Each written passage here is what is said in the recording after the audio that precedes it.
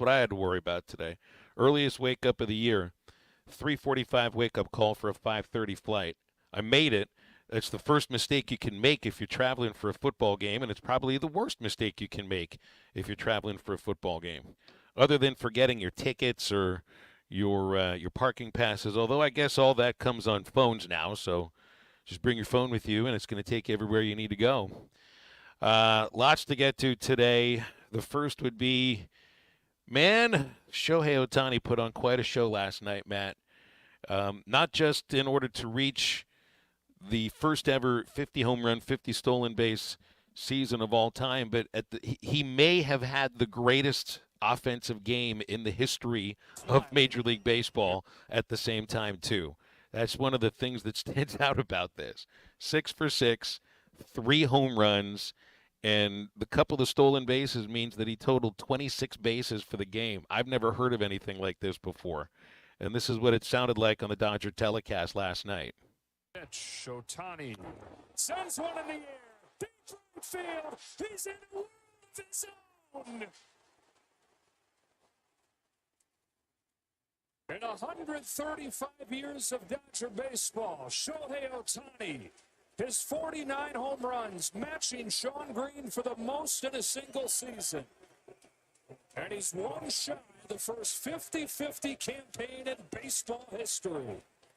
Now, that'd be one thing to set a record for a classic traditional franchise in home runs.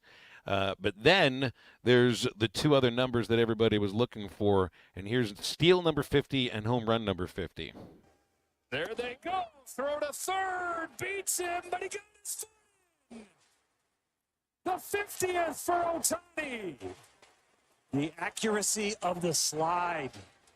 In all of his bags, he has a tendency to read the throw, understand that the toughest part to tag is the back outside corner, and he usually gets it with just his toe and stays on. On a 1-2, Ohtani sends on the air, the other way, back it goes. One of a kind player, one of a kind season. Shohei Ohtani starts the 50-50 club. So then that's one. By that time, the game is over, and you'd be just fine if he would have taken a seat and called it a night. But there was one at bat left. Now keep in mind, it's more rare to have 6 hits in a game than it is to have 3 home runs in a game. But what if you did both on the same base hit? We all are watching this guy. Oh my goodness!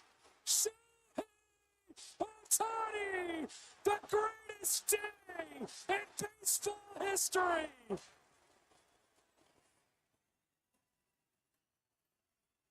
This is not real life. He is not human.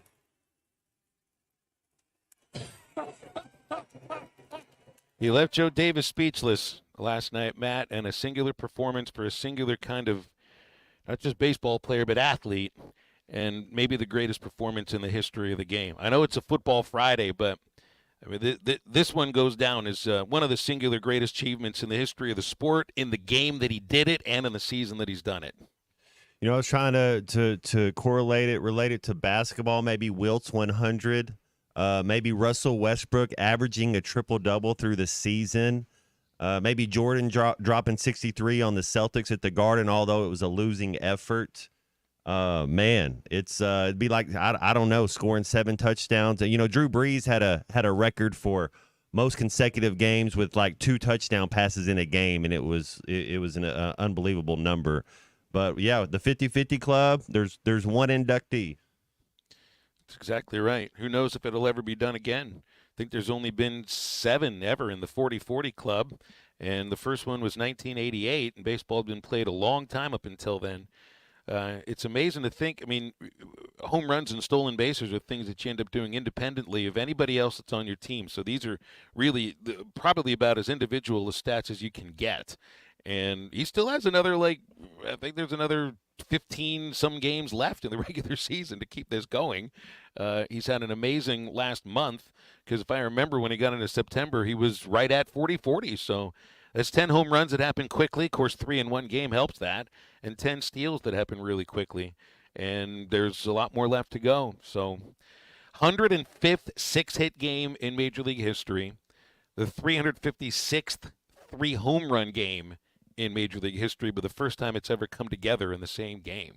Just I wonder how many wow. they do. So when you watch the Premier League, they'll do a thing where it's what do you do against the top teams? What do you do against the bottom teams? Same thing kind of in the NFL. It's like how many playoff teams do you beat? I wonder if Ohtani, does he do a lot? And it's still unbelievable, but break it down to how many times when he did stuff like this, are these teams that are going to make the playoffs, or does he pick on the bottom feeders all the time? Maybe by the end of the show, because I could just go to Baseball Reference and pull up the game by game, and do my broadcaster geek thing, and I could figure it all out for you. It's not like, because he did it against the Marlins yesterday. It's not like they're any great shakes, but the 4 games before that, he had he didn't hit any home runs against them, but he had a 2-double game against the Atlanta Braves. He had a couple of good games against the Guardians and the Cubs recently. D-backs. So, I mean, I think he's done it kind of against everybody. The Marlins, though, not a great team this year, but that's the one that he'll be remembered for with this last 6 for 6. It's like Arkansas plays UAPB. Hey, man, we get to count those stats, but do they really do you like? I mean, is that really? Yeah, but we get to count them, but you can't really kind of average them into the SEC play. Well, this next one, you'll have your third FBS game, but your first SEC game. Big game, Phil. Big game. Oh gosh. I mean, it's the most important game of this season for right now, because this is the one that's going to decide sort of the path that things go on, and taking into account Sam Pittman's 5th year, got to get to bowl eligibility, a win on the Plains, I think is pretty damn important to at least get to 6 wins. I was texting with Neil Atkinson, who's going to join us from Bet Saracen later on, for the bettors who took 4.5. Who took over 4.5 for season wins and over 2.5 for SEC wins. This one is really important for them as well. So it's the context too, Matt, of how important is this in Sam Pittman's tenure.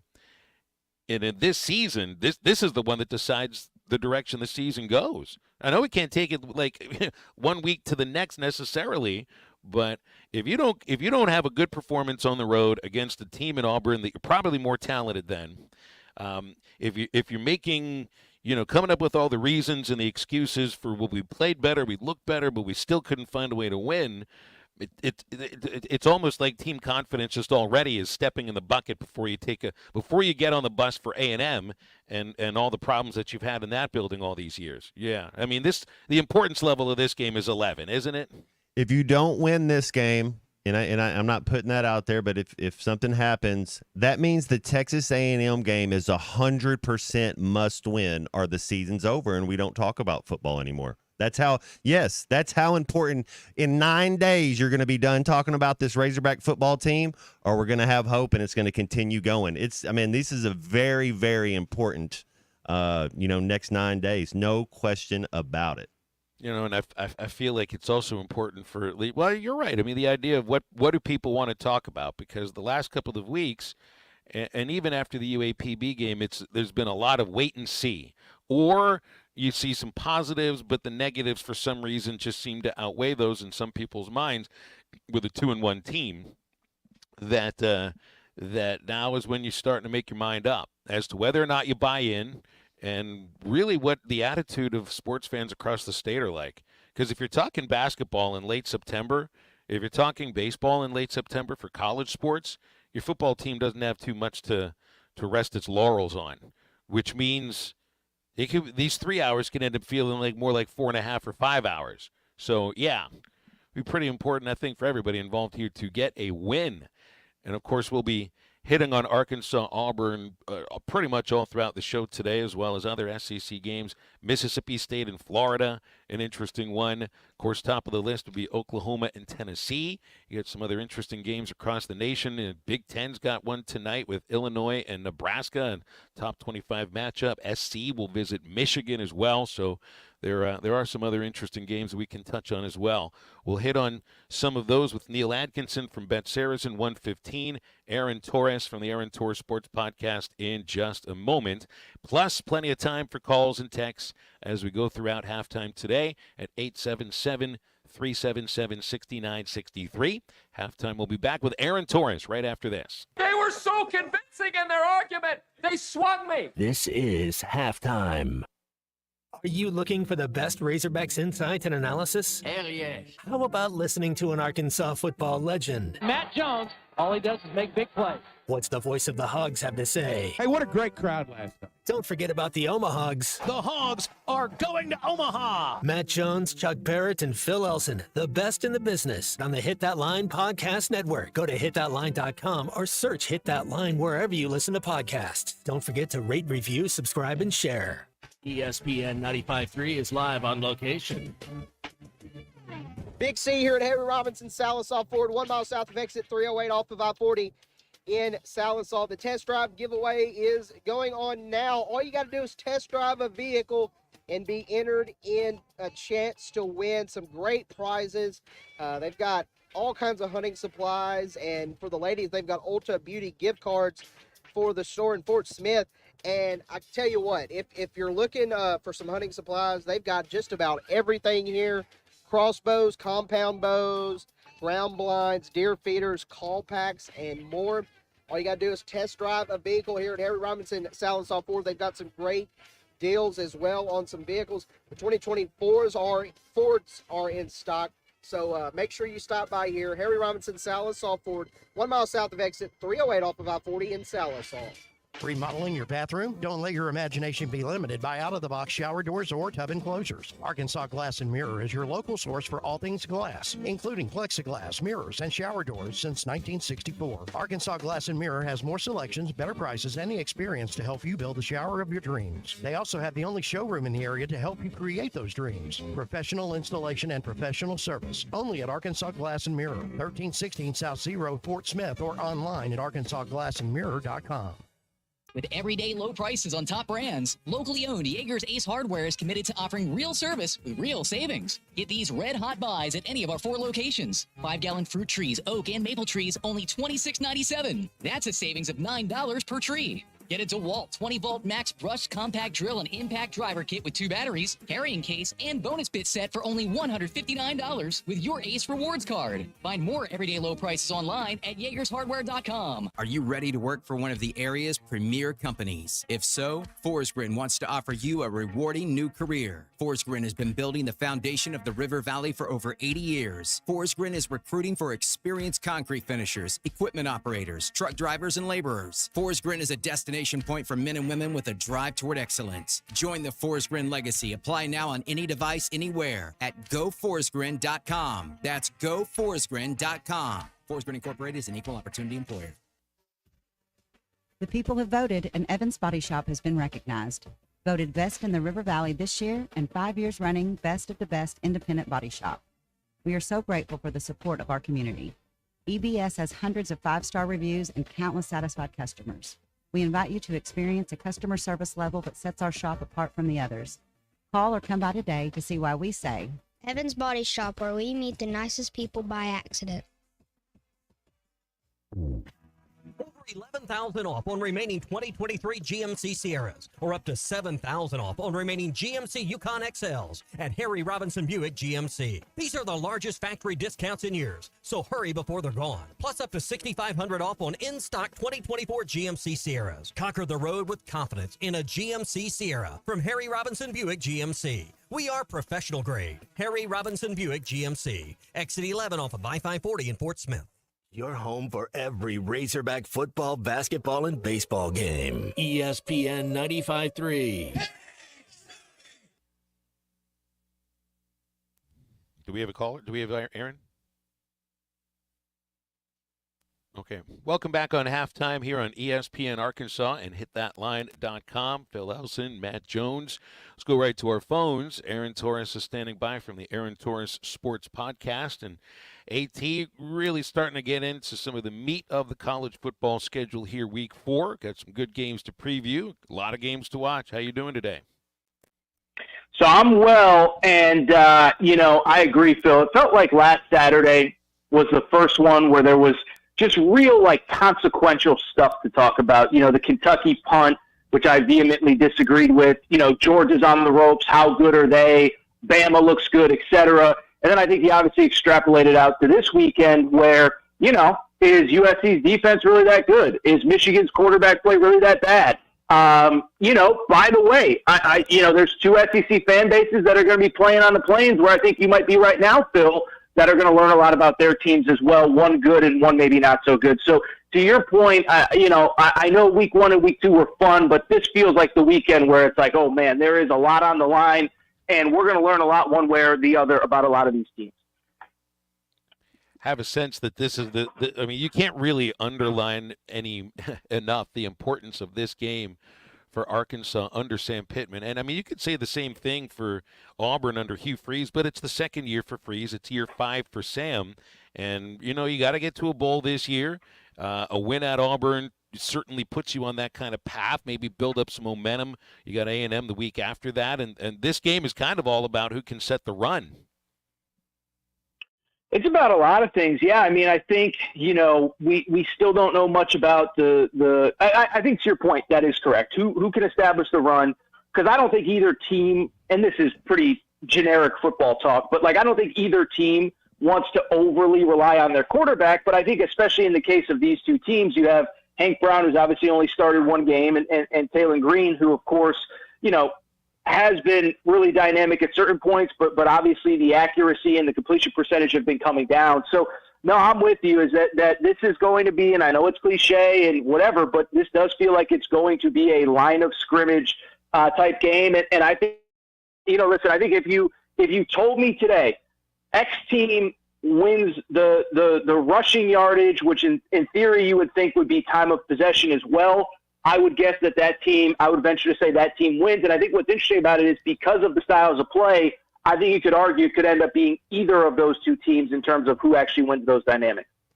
Hey, Aaron, the big news coming out of Austin is Arch Manning's going to get his first start. It's kind of an inferior opponent. What do you expect? Is there a quarterback controversy if he goes out there and does well?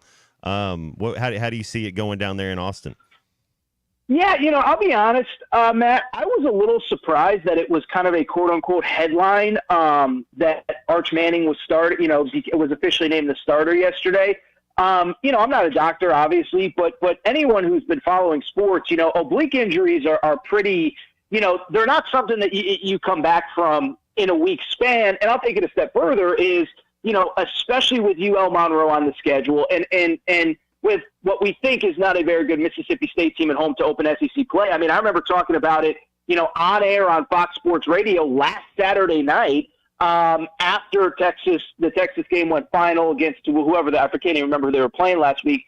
And I said, yeah, I don't think he'll be back until the Red River game because you probably don't need him until the Red River game. It gives him 3 full weeks. And oblique injuries are one where, and this is just my knowledge as somebody who's heard other people talk about it, but, they're the type of injury that you can feel like you're back to 100% and you twist and turn the wrong way and all of a sudden you're back to square one and to ground zero. And so to me, I never thought that this would – I didn't expect to see Quinn Ewers until the Red River game. I'm not saying that doesn't mean that he couldn't potentially play next week. I don't see the urgency to rush him back. But to answer the most important question, Matt, I don't care how good Arch Manning looks. I don't think there's a quarterback controversy. When you're talking about a potential first-round NFL draft pick in Quinn Ewers, a guy that it's his 3rd year in this system with Steve Sarkisian, he looked so confident against Michigan a few weeks ago. I don't think there's anything Arch Manning can do that Quinn Ewers would potentially lose this job upon his return. Well, what if it would happen against an SEC team? Who does Texas have after that? Mississippi State. I guess you wouldn't necessarily put it on based on what happens against the Bulldogs, even though that'd be their first SEC game. Yeah, maybe it would be based upon what happens in the Red River rivalry. That does make a lot of sense. And I'll jump in really quick, and I probably should give the caveat of, I don't think Quinn Ewers is going to lose his job over this injury, but I do think it sets up a fascinating conversation of, listen, what if Arch balls out the next few weeks? What if, Ewers hasn't played in a month. He starts off slow. Listen, we can, talk about Oklahoma in any way, shape, or form, but we know the defense is aggressive. We know they get after you. By the way, Oklahoma beat Texas next week. So I think to Matt's original question, it's not to say that there couldn't potentially be a quote-unquote controversy at some point because, listen, at some point Quinn Ewers is going to be healthy, and if Arch plays the way that he did last week, we know that he's more than a capable backup. I just don't think that until we see Quinn Ewers come out and not play well, that it's actually a controversy. Do you have it's early on, but do you have a Heisman favorite? And if Quinn Ewers misses 3, 4, 5 games, does it even if he comes back, is that enough games to knock him out of being a Heisman favorite? I don't think so. I've always believed it's kind of silly to talk about the Heisman until the final few weeks of the season because those high leverage games are really generally where it's won and lost. I mean, even Jaden Daniels, it was funny. I was watching that LSU documentary on Prime, and I don't think people were really talking about Jaden Daniels as a real Heisman Trophy contender right up until around November 1st. The Bama game, he plays well, then he gets hurt, but he comes back, and then he has the game against Florida. I was on air, so I vividly remember talking about the 606 total yards of offense. It was just absurd, and that was where it felt like mid-November. There was no one else really emerging, and he kind of became the guy. So I just bring it up because I don't think it precludes him from being in the conversation if he comes back and plays well. But I think over the next couple of weeks, we're going to find out about a lot of these guys. I mean, Will Howard at Ohio State has not played any high-profile games. Jackson Dart at Ole Miss hasn't played any high-profile games. Nico obviously is going to have 3-4 high-profile games remaining, starting this weekend with Oklahoma. I would add, by the way, a name that I would throw out as kind of a dark horse, Dylan Sampson, the running back at Tennessee, all 3 games he's gone over 100 yards, and that O-line is good, and I think people are going to realize this weekend Tennessee is more than just a 5-star quarterback. So those are some early names. But listen, if Nico goes, 9 of 23 this weekend with 2 picks, it's going to look a lot different than if he goes 23 of 29. So I still think there's a long way to go for everybody, even somebody like Quinn Ewers who might be out for a week or 2. Well, it's the same thing that happened to Carson Beck last week. I mean, it's 15 out of 24. I mean, he didn't have any interceptions, but he didn't have. He had to hurt himself a little bit, right?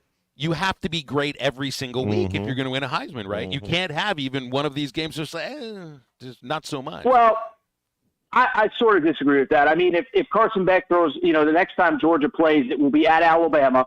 If he throws for 5 touchdowns, I guarantee you come Sunday morning, he's going to be the favorite in the books. And, the books are very reactionary to this kind of stuff. But their biggest games are still ahead of them. I think it hurt him in the moment, but I don't know if he throws 5 touchdowns. Another name, by the way, I probably should at least just put out there is Travis Hunter. I mean, Deion acknowledged after the game, he was this was against Colorado State last week, that he was under 100 yards receiving and that he sent him back out there to get over 100 yards receiving. So, the Colorado conversation is always a dicey one. I know people get mad when you talk about them. They're 2-1, but they're not elite by any stretch. But if Deion is openly talking about sort of pseudo padding Travis Hunter's stats, then it's probably worth acknowledging that if they're even decent, that he could probably be in the conversation towards the end of the year. Hey, Aaron, with Utah going to Oklahoma State, and it looks like Kansas State, maybe the Big 12's a 3-team league with 1 bid, but how important is this Utah-Oklahoma State game? 2 7-year quarterbacks going at it as well. Matt, you sure you got any eligibility? I mean, come on, man. These quarterbacks are about we're about the same age. I mean, golly, man, yeah. I mean, Alan Bowman's going straight from he's going to, go from senior day to the senior center, man. I mean, this guy's been around forever, man. But, I don't know what to say, man. As far as the game, Cam Rising, listen, and Matt, you'd be a good person to ask about this.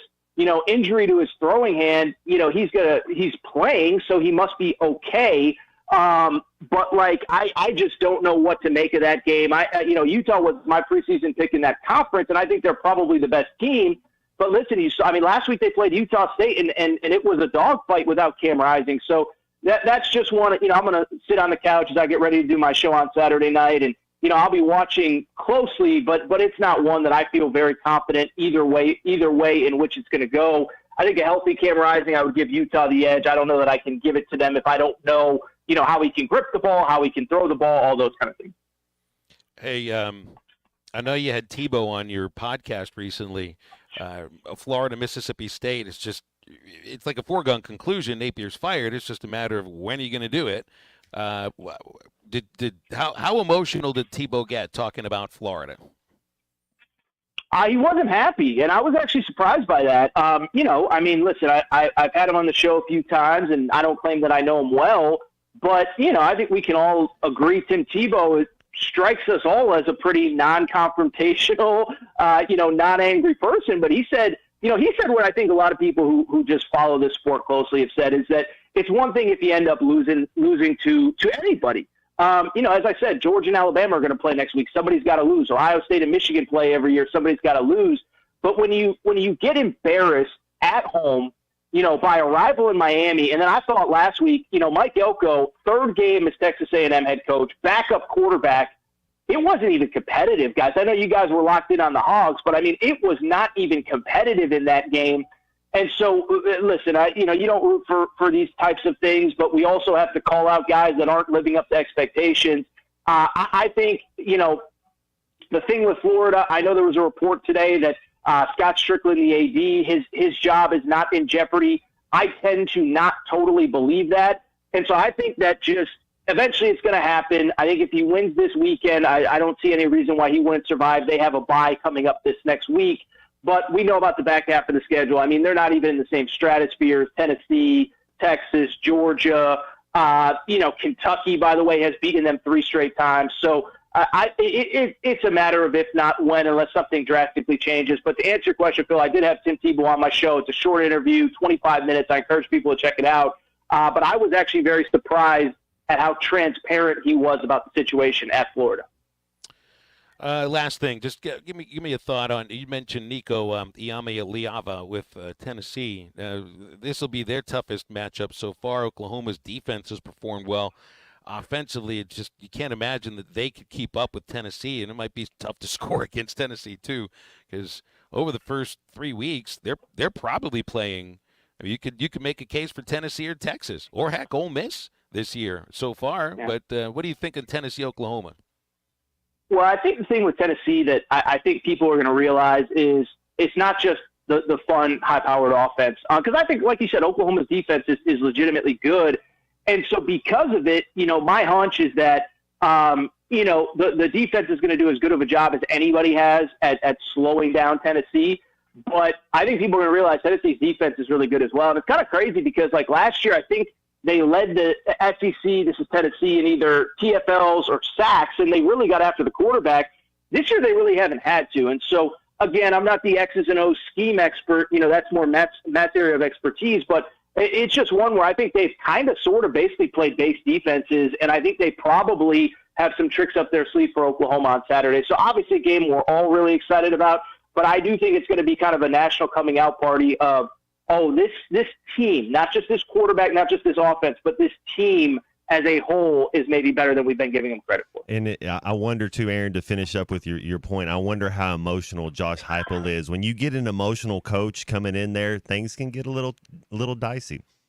Well, if you have 30 seconds, I'd be curious. Do you think the emotion will work for him in terms of a blowout or against him? Or nothing? To what you were saying, I think he's going to have something that they haven't seen on film yet, and I think that the running game they got going, I think Heupel's going to put on a show. Very good. I know you guys got to run, so thank you as always. Enjoy the game. Safe travels, Phil. And, yeah, man, I'm excited. That's one that I will be watching for sure. I'm excited for that SEC opener at Auburn. So always appreciate your time on these Fridays, Aaron. Thanks a lot, man. Have a good weekend. No problem, fellas. You too. Enjoy the games, guys. Take care. Thanks, Aaron Torres Sports Media and the Aaron Torres Sports Podcast. Do you think that also works in Arkansas's favor with Travis Williams returning to Auburn this weekend? It could, I think he didn't have a bad breakup with him the way that Heupel had with Oklahoma. There's new staffs that there's something to be said about that. But I think even with Coach Pittman, I think Coach Pittman probably has a little bit of pride as a competitor, knowing that he's 0-2 versus Hugh Freeze. This is another chance to try to get one in the W column. 877-377-6963 to react here on halftime. We'll take your calls. We'll get through some texts and be right back after this. Looks like I picked the wrong week to quit smoking.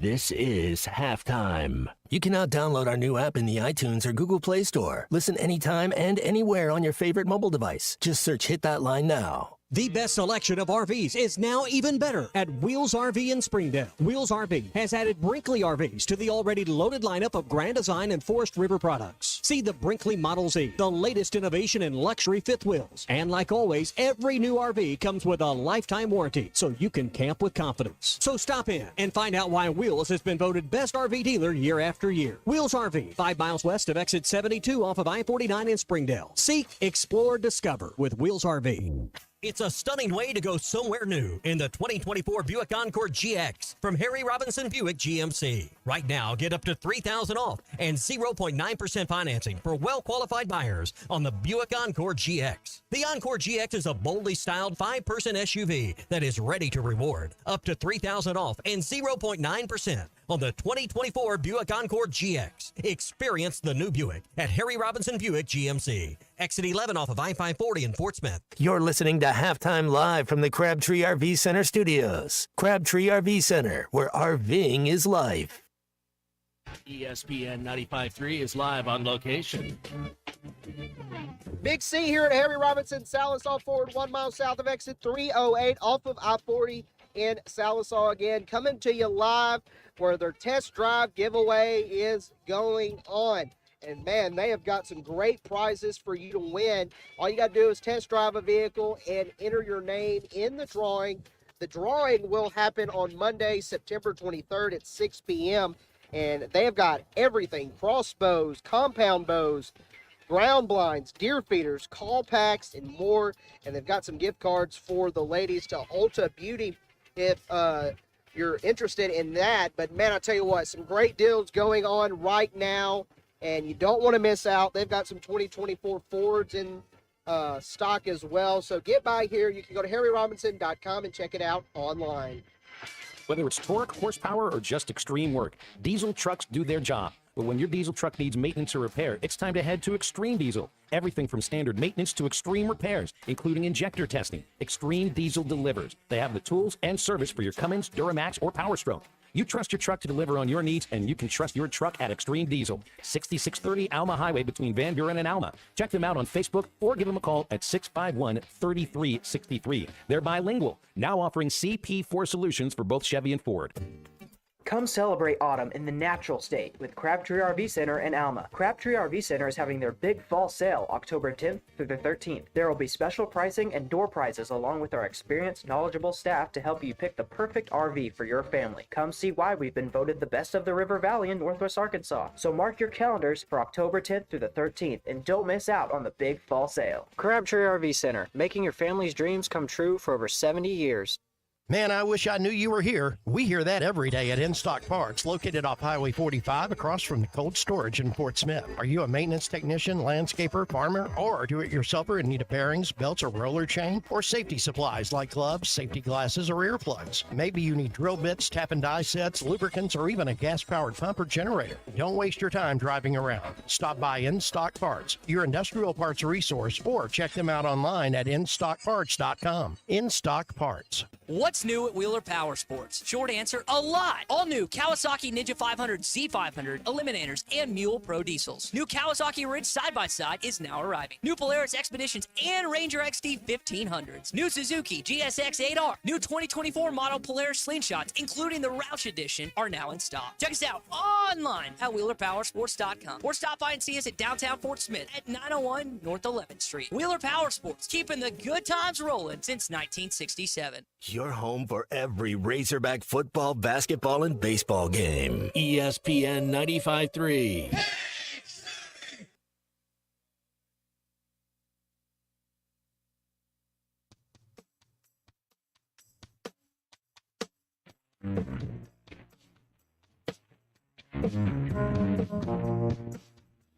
Get you down, then I take it.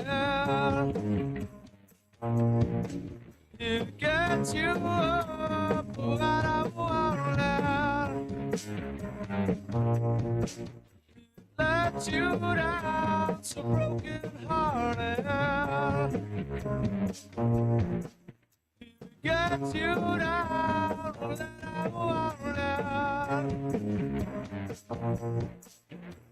If You're listening to Halftime with Phil Elson and Matt Jones. Want to jump in the conversation? Call or text 877-377-6963. Now, here's Phil Elson and Matt Jones. There may be an aspect of the ones that came back that were on the team last year, certainly, and I hope we were very, very embarrassed and we're motivated to not ever let that happen again, especially against a team that embarrassed us. And then the other thing is you want the new guys, you want those guys to play for the guys that were embarrassed a year ago and try to get that turned around. So there's a little bit of motivation there, but that only goes so far, and then you strap it up and you start clanging on each other and figuring out, who's going to last longer. A lot of players was on the team last year and they got a bad taste in their mouth. So I got a bad taste in my mouth too, because these are my brothers. So I feel how they felt last year, honestly. So Sam Pittman and then Xavier Sori, Arkansas linebacker that spoke Tuesday. Sori's played against Auburn before, coming from Georgia. So, that's supposed to be the oldest rivalry in the South. A lot of hatred going on there. So maybe he's got a little something for Auburn as well. But I do wonder how much does last year have to do with this year, outside of just the emotion of it? And, yes, there were a few players on both sides that returned for this year's game. I really like what Coach Pittman said right there. It comes down to you better strap it up and go get it on and see who can last longer, because I really feel I think this is going to be a physical game. This will be Arkansas's most physical game of the year so far. So I like that they know they're going to have to hit. Both teams are going to try to establish the run. We find a way to put a little pressure on the quarterback. Man, it's going to be a good one. I think there's going to be some opportunities in the passing game, and not just independently because Arkansas will try to establish the run and Auburn's going to try to stop the run. Fernando Carmona earlier this week spoke about Auburn's blitzes, and if they pick it up, there's going to be some opportunities. Yeah, they got a lot of big boys up front, and they like to blitz, and so it's going to be really key for us as an offensive line just to have our eyes up, just being locked into this game plan. And just kind of being able to read these blitzes before they even happen. So it's just going to be a lot in our preparation and our game plan. And I think if we are able to do that throughout the week, we'll be just fine.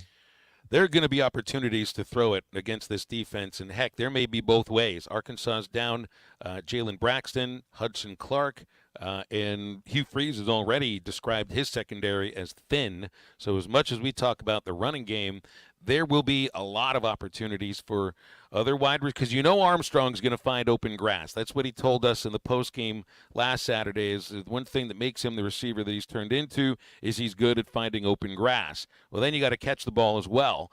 Armstrong will get his opportunities. Key here is somebody else stepping up in the passing game, or potentially seeing if maybe the tight ends are getting a little bit more involved, Matt. Absolutely. The middle of the field, your tight ends are matchup nightmares. Phil, I really, and I asked this question to Bob, and I really think the winner of this game is going to win the turnover battle. Arkansas, if they can be opportunistic and create a couple turnovers, get a little momentum. Auburn's turnover prone. I know they're doing a different quarterback, but he's a freshman. And then Arkansas, we've put the ball on the ground a couple times this year as well. So we need to have that ball security, understand that's the most precious thing out there is that football. Take care of that first, and try to find a way to get a couple turnovers, win the turnover battle 2-0, 3-1. And I think that might be one of the biggest keys. Matt, Auburn already has fumbled the ball 9 times. Oh, my goodness. They've lost it 5 times, but that's 9 times the ball has hit the ground for Auburn in their first 3 games. Heck, the Razorbacks have fumbled it 7 times. That's what I'm saying, right? Only lost 2 of them. I mean, there's been a couple bad snaps. I think that counts as well. There's been a pitch that was dropped, so that goes as well. But it's part of that's also you got to knock the ball out. They're not gonna, and that's one aspect that Arkansas hasn't done very much. Just the turnovers are one thing, and sometimes when it comes to a fumble, it's a matter of which direction the ball bounces because it's such a weird-looking football. But only 1 time has the opponent dropped the football this year. You got to find a way to strip them of it because they're going after the ball at times. Auburn hasn't held on to it very well either.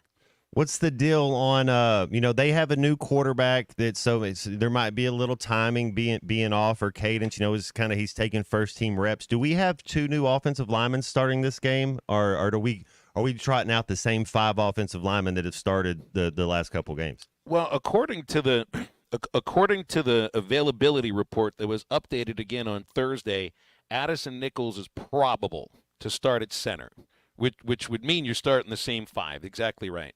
And Auburn also upgraded, I think it was the right tackle that was initially listed as questionable, and now they've listed him as probable. That's Xavion Miller. So I think each team probable is one thing, but it does look like both teams will be starting the same offensive line. And I want Nichols there again. Sam said, and he said it Tuesday, that he was better today than he was last Thursday, and they still try to get him out there and play it. I don't even think he played a full quarter of football, so hasn't really had too much of a beating on it over the last week or so. And it did sound like, based upon what Sam was talking about with Amari Wiggins, that he thought he slid into the center role okay, but would much rather have Nichols back there again. I think you have your starting center back. That's big time. I mean, timing, cadence, just the reps of it. You want to try to keep your offensive line intact, and I'm excited. I talk about this going to be the most physical game so far this year for the Hogs. I'm excited to see our running back, this offensive line, and see what our running game can do against an SEC defense. Here's Sam Pittman as well on the running game. He's really a good back. Our line certainly has improved and doing a really good job of blocking schematically. Bobby has some great schemes along with Eric about how to run the football and checks and things like that. But Jaquindon, when you hand him the ball, when he gets hit, he's going to either make the tackler miss or he's going to get an initial 4 or 5 yards. That's just what he does. He's a very, very good running back. We probably going to need to run him a little bit more, as the season goes. I wanted to bring this up with you, Matt, here because 47 carries in 3 games, and really that's 2.5 games because Jackson didn't see the field in the second half against UAPB. Got the full body cramps near the end of the Oklahoma State game. Seemed he was just fine last week, but they want to feed him the ball. They want to feed that beast. You can see reasons why. What do you think about the idea of Jackson even getting more carries as the season goes on? Because when I hear this, and I know that they're going to try to establish the run, I don't think 20 to 25 carries is out of the question for him in this weekend and then next weekend as well. I just want him to split carries in the first half. I want him to have his legs. I want him to have his stamina when the defense gets tired, because I want my best running back to be healthy and firing and lathered up and ready to go in that third and fourth quarter. So it's important in the first and second quarter to make sure you get another running back in there, get him a couple carries, see what's going on, and then yes, like if you a perfect world, 5-7 touches in the first half, 15 touches in the second half. Right, when they're wearing down and he has not worn down yet. That's the whole idea. That's why you need a RB2, and it goes hand in hand. So let me ask you this: if Jaquindon Jackson runs for 140 yards, Arkansas wins? Arkansas wins if they win the turnover battle, and yes, Jaquindon Jackson rushes over for 140 yards. And I would say it this way. Maybe it's the matchup, him and Jacquez Hunter. Which one of them has more rushing yards? Maybe that might be the thing, and then winning that turnover battle was going to be key. Well, I know who I think is the better back, and I think it's Jaquindon Jackson, and that's nothing against Jacquez Hunter, who is a highly productive SEC running back for the last 4 years and ran all over the Razorbacks last year. But then there is something about Jaquindon Jackson that stands out amongst on this team, and he seems like he's really in sync with this offensive line. And I think Arkansas's got the best running back in this game. And heck, I mean, they may have the edge at running back in a lot of games they play this year. Not every position will they have the edge, but in terms of running back, they very well might, and I think they do this weekend too. 877-377-6963 for your thoughts on our text line or our hotline. Brandon thinks as many times as Jackson has left the game for minor injuries that is going to add up and cause some major missed time. Well, here's the deal, Phil. An RB1 in the SEC, an RB1 in the NFL, after every game, it's a car crash. You got ice on your shoulders, ice on your knees. You're not practicing the next 2 days. You're getting massages. You're getting in the ice bucket. You're doing stim. You're doing ultrasound. You're this. Running backs, man, they're warriors. They're absolute warriors. Yes, he's gonna be beat up all year. He's gonna carry nicks and all sorts of bruises. Absolutely. We rest during off weeks and then a couple of weeks during the off season. Stay with Halftime. Back in just a moment to wrap up hour number 1 on ESPN Arkansas and the Hit That Line Now app. This is Halftime. ESPN 95.3 is live on location. Big C coming to you live again from Harry Robinson Salisaw Ford, 1 mile south of exit 308 off of I-40 in Salisaw. The test drive giveaway is still going on. You want to get by here now, test drive a vehicle, enter your name and a chance to win. The drawing will be on Monday, September 23rd at 6 p.m., and they have got a lot of prizes here for you hunters out there. They've got compound bows, crossbows, ground blinds, deer feeders, call packs, and more, and some gift cards to Ultra Beauty for the ladies as well. And their pre-owned inventory right now is up to $10,000 off during this sale only. You don't want to miss out on this, and you will find incentives and rebates on virtually every new Ford that they've got in stock right now. This is the largest selection that they've had in years, so get by here. Harry Robinson, Salisaw Ford, 1 mile south of exit 308 off of I-40 in Salisaw. Let's see. Leaky faucet Tuesday. Water flooding the yard. Better put that down for the middle of the month when the bills aren't due. Honey, what are you doing? Planning our plumbing problems, of course. You can't plan our plumbing problems, but you should plan our plumber. What do you mean? Like all important contacts, I keep Westark Plumbing in my phone. They're always there when we need them, and they don't overcharge since they know we don't plan our plumbing problems. Here, honey, here's their number. 646-5151. Thanks, babe. Westark Plumbing. We keep you flowing. Are you interested in saving money on your heating bills and upgrading your home's energy efficiency? Now's the time. Installing or upgrading to natural gas allows you to take advantage of high-efficiency appliances that save energy and money. From furnaces to water heaters to gas dryers and fireplaces, there's a natural gas option to fit your home and your budget. What's not to love about that? Don't wait. Call AOG today at 800-842-5690 or visit AOGC.com to learn more. AOG, energy for life.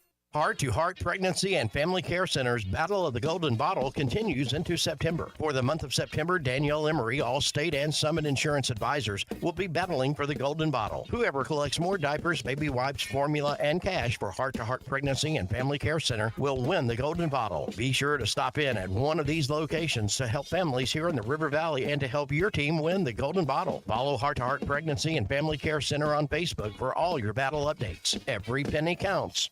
Why do people love Shamrock Liquor Warehouse? Simple. They've got it all. 70 years in business, 15,000 square feet of choices. They buy in volume so you can save. What else? How about the largest selection of everything? Shamrock's got it. Special orders? Shamrock's got it. Convenient drive-through, open 6 days a week? Shamrock's got it. Need a keg for your party? Shamrock's got it. Load up at Shamrock Liquor Warehouse at the corner of Midland and Riverfront Drive in Fort Smith. The tires on your vehicle go round and round, but when they don't, go to Van Alma Tire. They have tires in their name. That's their specialty. Van Alma Tire is all about tires. They have all the name brands and private labels available for you and in stock. So when it comes to getting tires for your ride, it's worth the drive. And financing is available. Ask for details. Whatever your tire need, check out Van Alma Tires on Highway 64 between Van Buren and Alma. Ready to get you rolling on new tires at Van Alma Tire. Nestled in the beautiful Ozark Mountains, the OARC General Store has been serving customers since 1890. OARC General Store serves the freshest homemade burgers, fries, and pies with the friendliest staff you'll ever meet. You won't be disappointed on your adventure stepping back in time. Whether you're on a motorcycle, top down in a Jeep, or just out for a Sunday drive, make sure you check out the OARC General Store in North Johnson County. Hop off I-40 in Ozark or Clarksville for one of the most beautiful 30-minute drives in all of Arkansas. For hours or location, go to OARC General Store on Facebook.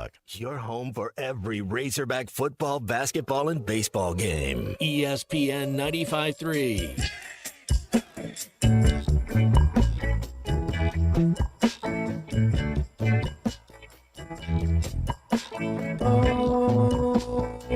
Can you play me a song? Oh, can you play me a song? Oh, can you play me a song?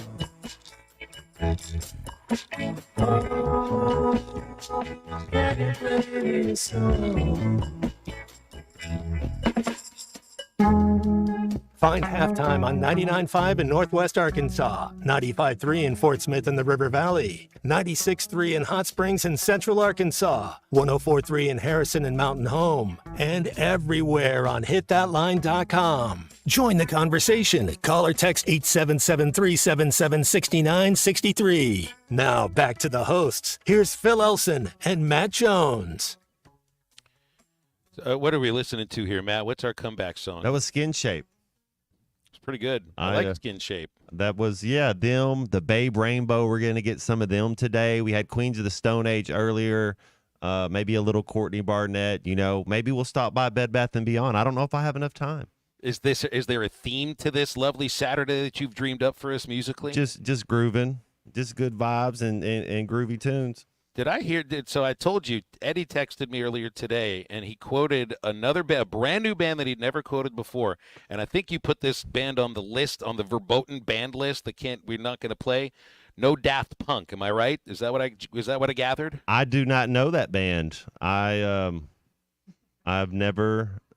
Well, Eduardo knows Daft Punk. He quoted them. Have you looked at? They look pretty. They look pretty sick. They look a little robotic. Like they maybe they're Star Wars fans.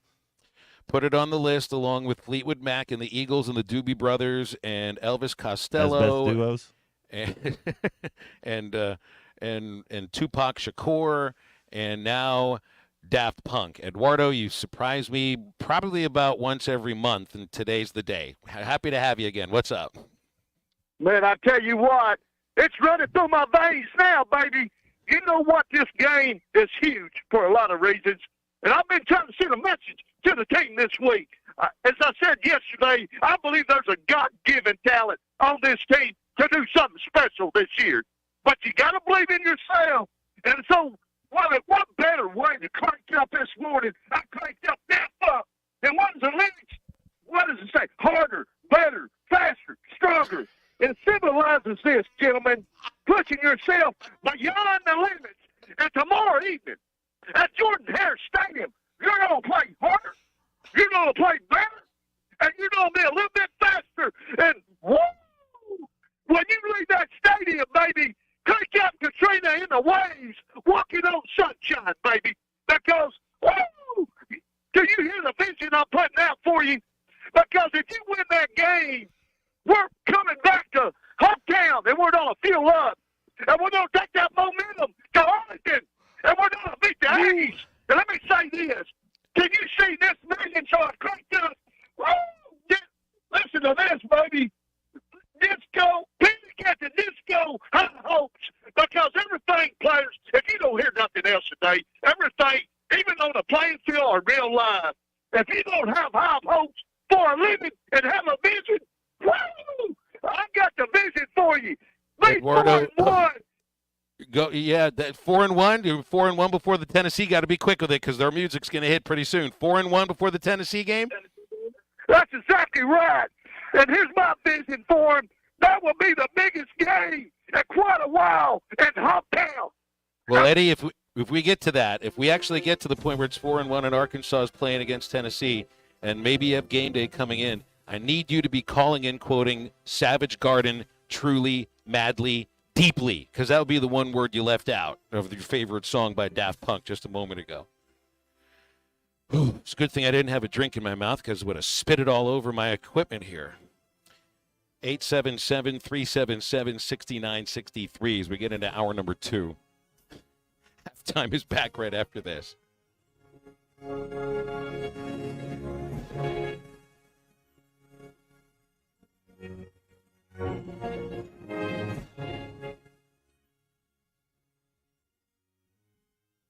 Tommy Kraft here. When it came time for new gates and some fence repairs at my home, the Fence Man was my first call. The Fence Man does it all, from large commercial jobs to small residential repairs. Wood privacy fence, vinyl fence, commercial or residential chain link, even custom wrought iron fencing. 479-782-3936. 18 months, same as cash financing with approved credit is now available. If it involves fencing, the Fence Man does it. The Fence Man. He ain't afraid of no work. 479-782-3936.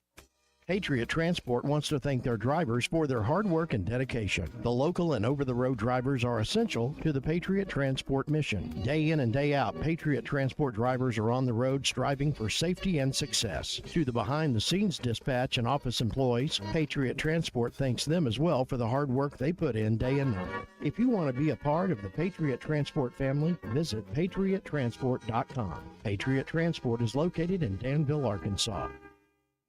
Back at Harry Robinson's Salisaw Ford, 1 mile south of exit 308 off of I-40 in Salisaw. You can't beat the selection, you can't beat the prices, and you can't beat the deal just from test driving a vehicle. You get entered into a drawing for great prizes just in time for hunting season. You can't beat a Ford, the #1 truck on the road for more than 45 years. Yeah, over 45 years. And, you know, Tommy, we're super excited here at Harry Robinson. All the employees get really excited when we do these test drive giveaways. You don't have to do anything to enter other than test drive a vehicle. Your name gets entered. And, you know, you always hear these giveaways, and they only give away one thing, right? We are going to have multiple winners. We've got crossbows. We've got compound bows, deer stands, deer feeders, call packs. I mean, come down here and see us. I promise you our deals will not beat. This is where you want to buy your next vehicle, and just come down and test drive a vehicle and get your name entered for that giveaway. The test drive giveaway going on now through Monday. Harry Robinson, Salisaw Ford, 1 mile south of exit 308 off of I-40 in Salisaw. The Wave Rural Connect Shoal Creek Zone is open. Fast fiber internet, TV, and home phone available. This covers Midway, New Blaine, Scranton, Delaware, and other areas. Even if this isn't your zone, check your address. We might be available for you. Get your whole home solution. Internet, TV, and phone from a local provider. Go to signup.waveruralconnect.com or call 1-833-492-8372. Arkansas Valley Electric and Wave Rural Connect,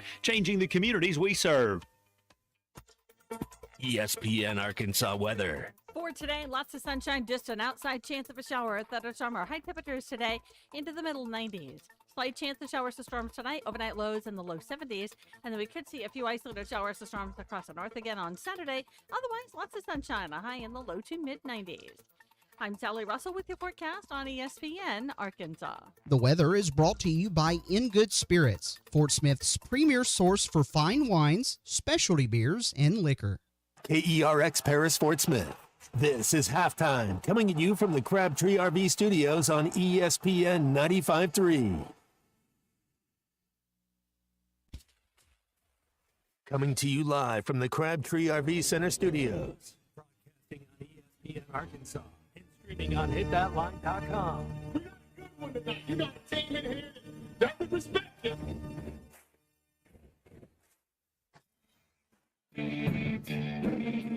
If I'm all right. What can't they dominate? And we not doing it. We're gonna go get one and celebrate on somebody else's field. Yeah.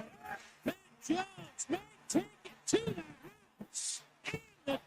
Both said you had very motivational words at halftime. It's halftime with Phil Olson and Matt Jones. From the bottom of my toes to the top of my head. I have zero respect for saying no moss at halftime. One Razorback is vintage Matt Jones. 1, 2, 3.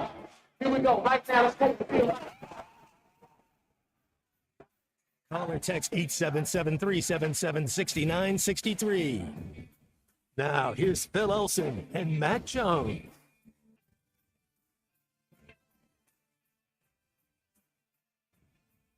Working our way through a Friday here on Halftime. Welcome back in. Phil Elson, Matt Jones, Colton Little producing here on ESPN Arkansas and hitthatline.com. We have no guests here in hour number 2. It is just you and us, so you can get on the horn anytime you want. It is 877-377-6963. Aaron Rodgers sure looked good last night on Thursday Night Football, Matt. I watched up until it looked like the Jets had salted the game away in the fourth quarter.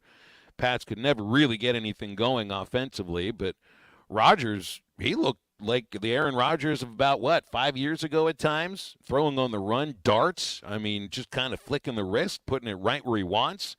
27 out of 35, 281 yards, 2 touchdowns, survived 2 sacks, which probably is the thing that Jets fans are most nervous about, but might be the best the Jets quarterback has played in a long, long time, and that could be a dangerous team. Yeah, Aaron Rodgers is fun, isn't he? He still can do it. What's that song? Not as good as I once was, but as good once as I ever was. He can throw it back, man. He's still got the talent. New England's a bad team. That's another thing. You know, New England's not a playoff team. 0% chance they make the playoffs.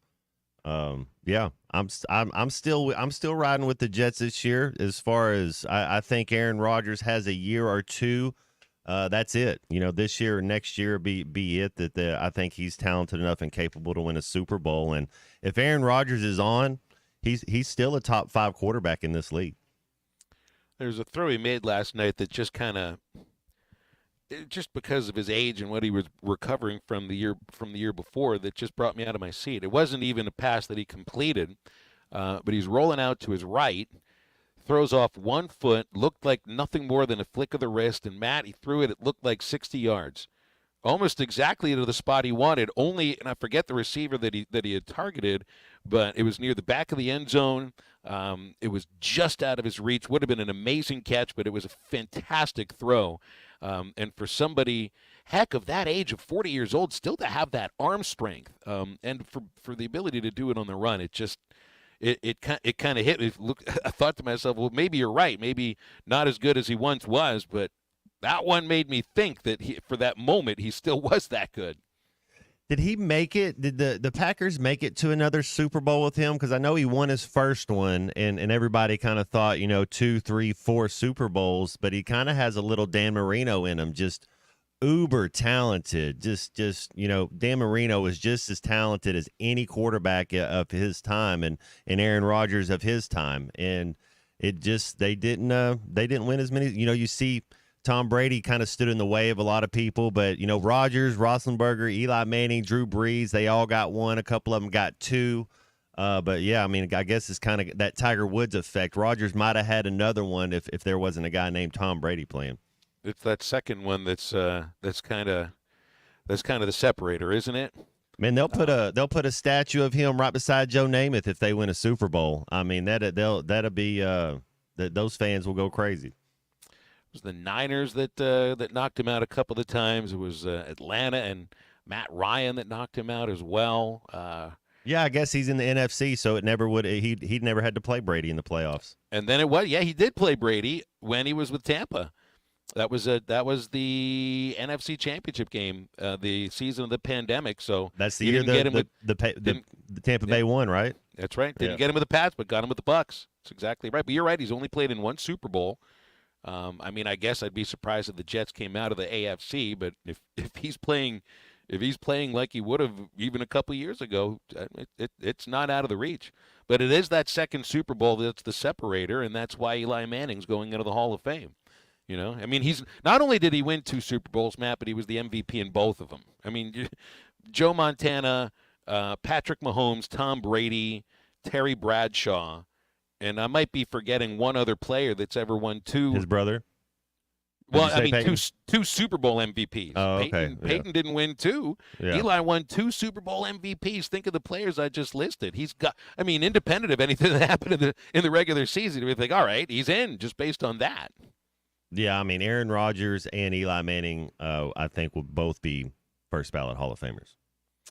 877-377-6963 to get with us here today. Caleb asked if we pay attention to D2. I used to pay a lot more attention to D2. I did Henderson's play-by-play for 7 seasons. But, yeah, Harding is on a kind of a crazy winning streak. Is it 23 consecutive games that the Division II defending national champions have won? And I think they've just blown the absolute snot out of their opponents in these first 3 games. Just some really ugly final scores. So I have seen that Harding is on a crazy winning streak, which he says is 1 short of the state record for a college in terms of a winning streak. Look at these: 59-0, 59-7, and 63-3. His Harding's final scores in league games. So yeah, I did see that, and good for certainly, them. Yeah, That they play the kind of football you could appreciate. 50 runs a game and maybe 3 or 4 passes, and usually one of them goes for a touchdown because no one's expecting it. Let's take a phone call here on halftime. Charlie is up first. Charlie, good afternoon. How are you? Oh, man. What's up, guys? How y'all doing? I'm doing well. I'm still recovering from Eduardo's call last segment. Yeah, I mean, just the name of the song. What was the name of the song? Harder, Faster, Stronger. And yes, I heard that one we got a this couple morning. of texts. Every time he said the word harder, people just kind of spit their drink out even more. Listen, I'm glad. Y'all need to prepare yourself when Eddie's on the phone. Don't put no food in your mouth.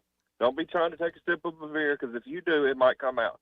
Man, he had about 4 this morning, Phil, on Bo and Chuck's show. Did you say he brought up Truly, Madly, Deeply from Savage Garden? No, Did that's he what I bring said. that one up? That's before the Tennessee game when Arkansas. He predicted Arkansas will be 4-1. By that time, Tennessee, I think, will probably be 5-0 or 4-0 because they don't play next week.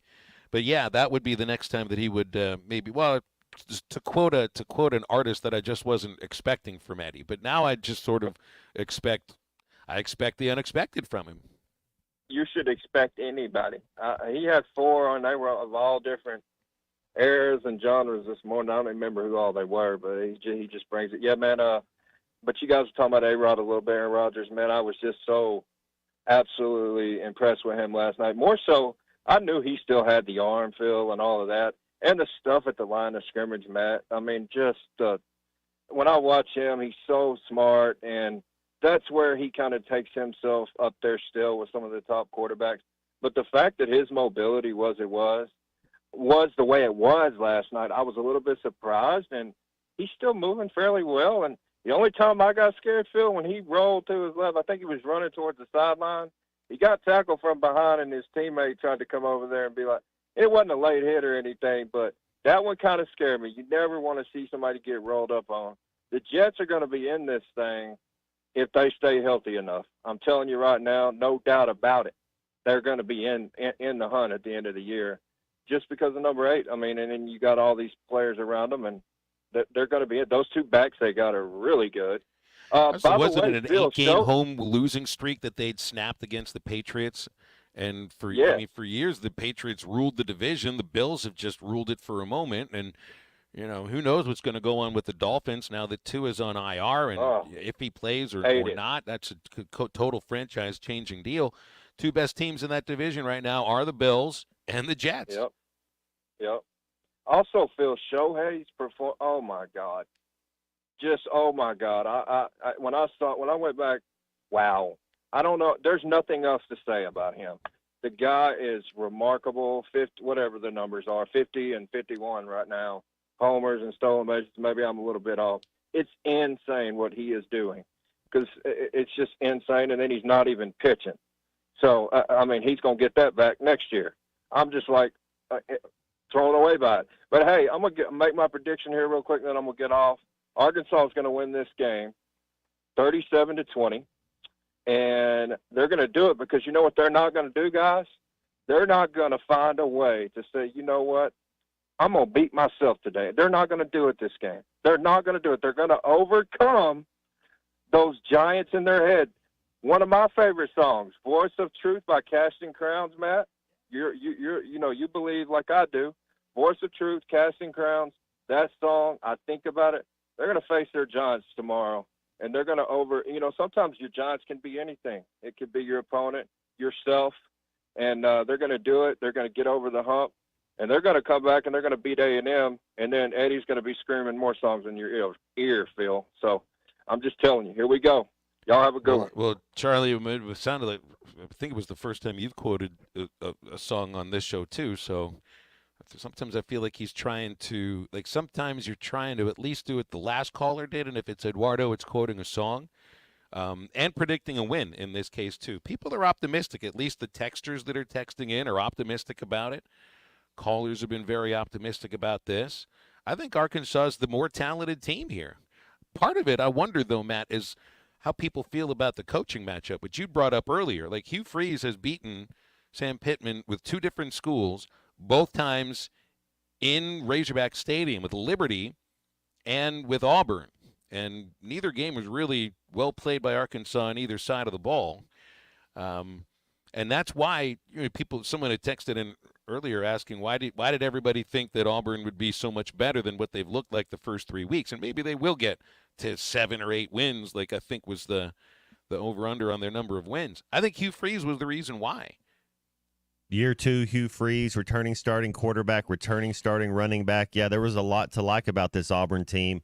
They have talent, and maybe they just fell asleep against Cal for whatever reason. Kind of the way, they had a quarterback throw 4 interceptions and still didn't get blown out. It wasn't like so.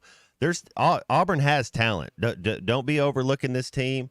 It's going to be a tough fought game, and it's going to be one of those. It's going to be the most physical game they've played so far this year. And when the Hogs play the Tigers tomorrow, get over to Joe's Grilling Cantina, because you can have watch the big game. You can create your own nachos with Southwest Chipotle and jalapeno peppers. Build your own guac as well. Joe's also has pitcher specials on select beers and margaritas, $2 Busch Light drafts. That's all throughout Arkansas versus Auburn tomorrow and all throughout the football season on Saturdays. Joe's Grilling Cantina, 74th Street, Fort Smith, right across from Harps, online at joesfortsmith.com. Calls and texts to halftime come in at 877-377-6963. What do you think will bring Arkansas to a win, or what do you think is going to do them in on the Plains? More halftime right after this break. This is halftime. It's like Clark Kent. This guy is dominating offensively. Indeed, he's also a quality guy. We had more fun talking with him. He was a walk-on. Now he's an All-American. He also is brilliant. He's a great student. Last week he got his MBA. The guy is just what top football is all about. I've been called everything. Clark Kent, Kurt Rambis, Drew Carey, you name it, I've been called it. Listen to every Razorback football game this season right here on ESPN 95.3 and hitthatline.com. ESPN 95.3 is live on location. Big C coming to you live from Harry Robinson Sallisaw Ford, 1 mile south of exit 308 off of I-40 in Sallisaw. It's another great day. You guys are having a great sale. And on top of that, you guys are doing a giveaway, a test drive giveaway. Joshton, tell us about that. Yeah, guys, all you got to do is you got to come down here and test drive a vehicle to get entered. We've got 10 separate prizes. We've got compound bows, crossbows, deer blinds. I mean, we've got plenty of stuff down here to give away. Making quite an impression on your customers. You guys have been really busy helping out these customers, and there's many reasons for that. Those you just mentioned and the deals you guys have. Guys, every vehicle out here on the lot has a discount, and we have manager specials up to $10,000 off. You've got to come down here and see me. Come down here and ask for Joshton. Come see Joshton here at Harry Robinson Sallisaw Ford, 1 mile south of exit 308 off of I-40 in Sallisaw. This is Northside head football coach Felix Curry. I call 782-8940. That's 782-8940. Hi, this is Ricky Smith, head basketball coach for the Northside Lady Bears. I dial 782-8940. That's 782-8940. Football and fall, what a great time of the year. It's also a great time to take advantage of York factory rebates on high-efficiency HVAC products. Give us a call at 782-8940. That's 782-8940. For 33 years, Manfield's Automotive Parts City Auto Parts has been trusted as your one-stop for all your vehicle needs. Get a great deal on a Superstar battery and any of the products you need for the do-it-yourself upkeep on your car or truck. When you need work done, Mansfield Automotive Parts City Auto Parts does everything from oil changes, brakes, alignments, diagnostic work, air conditioning, and more. Mansfield Automotive Parts City Auto Parts in downtown Mansfield is open 8 to 5:30 Monday through Friday and 8 to 1 on Saturdays. Summertime in Arkansas means pond and creek fishing, and nothing catches bass and bluegill in a pond like a Rebel Crick Hopper. You can twitch it, pop it, walk it, and swim it. It's the ultralight fishing lure that looks and acts like a real grasshopper. The Crick Hopper works great in tandem with light spinning rods and reels with 4 or 6 pound fishing line. Available at Walmart, Bass Pro Shops, Academy, LureNet.com, and tackle shops everywhere. The Rebel Crick Hopper. The best things in life never change. They just get better, like Hardee's Original Bag. just $6.99. Loaded with fries, a drink, and 2 full-size favorites. A juicy charbroiled double cheeseburger, melty hot ham and cheese sandwich, or crispy hand-breaded chicken tender wrap. Choose any 2 plus fries and a drink, all only $6.99. Hardee's Original Bag, loaded with handcrafted goodness. It's the greatest meal deal for your buck. Available for a limited time at participating restaurants. Over 11,000 off on remaining 2023 GMC Sierras, or up to 7,000 off on remaining GMC Yukon XLs at Harry Robinson Buick GMC. These are the largest factory discounts in years, so hurry before they're gone. Plus up to 6,500 off on in-stock 2024 GMC Sierras. Conquer the road with confidence in a GMC Sierra from Harry Robinson Buick GMC. We are professional grade. Harry Robinson Buick GMC. Exit 11 off of I-540 in Fort Smith. Your home for every Razorback football, basketball, and baseball game. ESPN 95.3.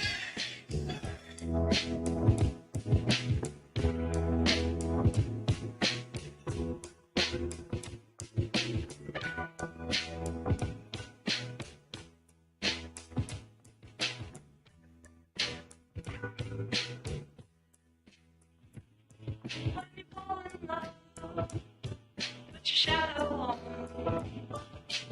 nobody needs no 40 days and 40 nights live without love by your side.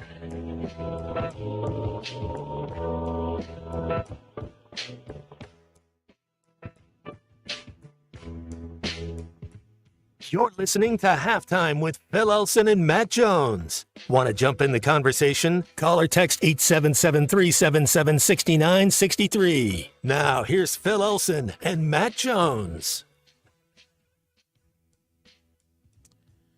JT in Nashville says he thinks Hogs take a 14-point lead into halftime after missing. He's being very specific. Missing a field goal to push it to 17. Come out in the second half, try to dribble out the second half. Auburn wins by 7.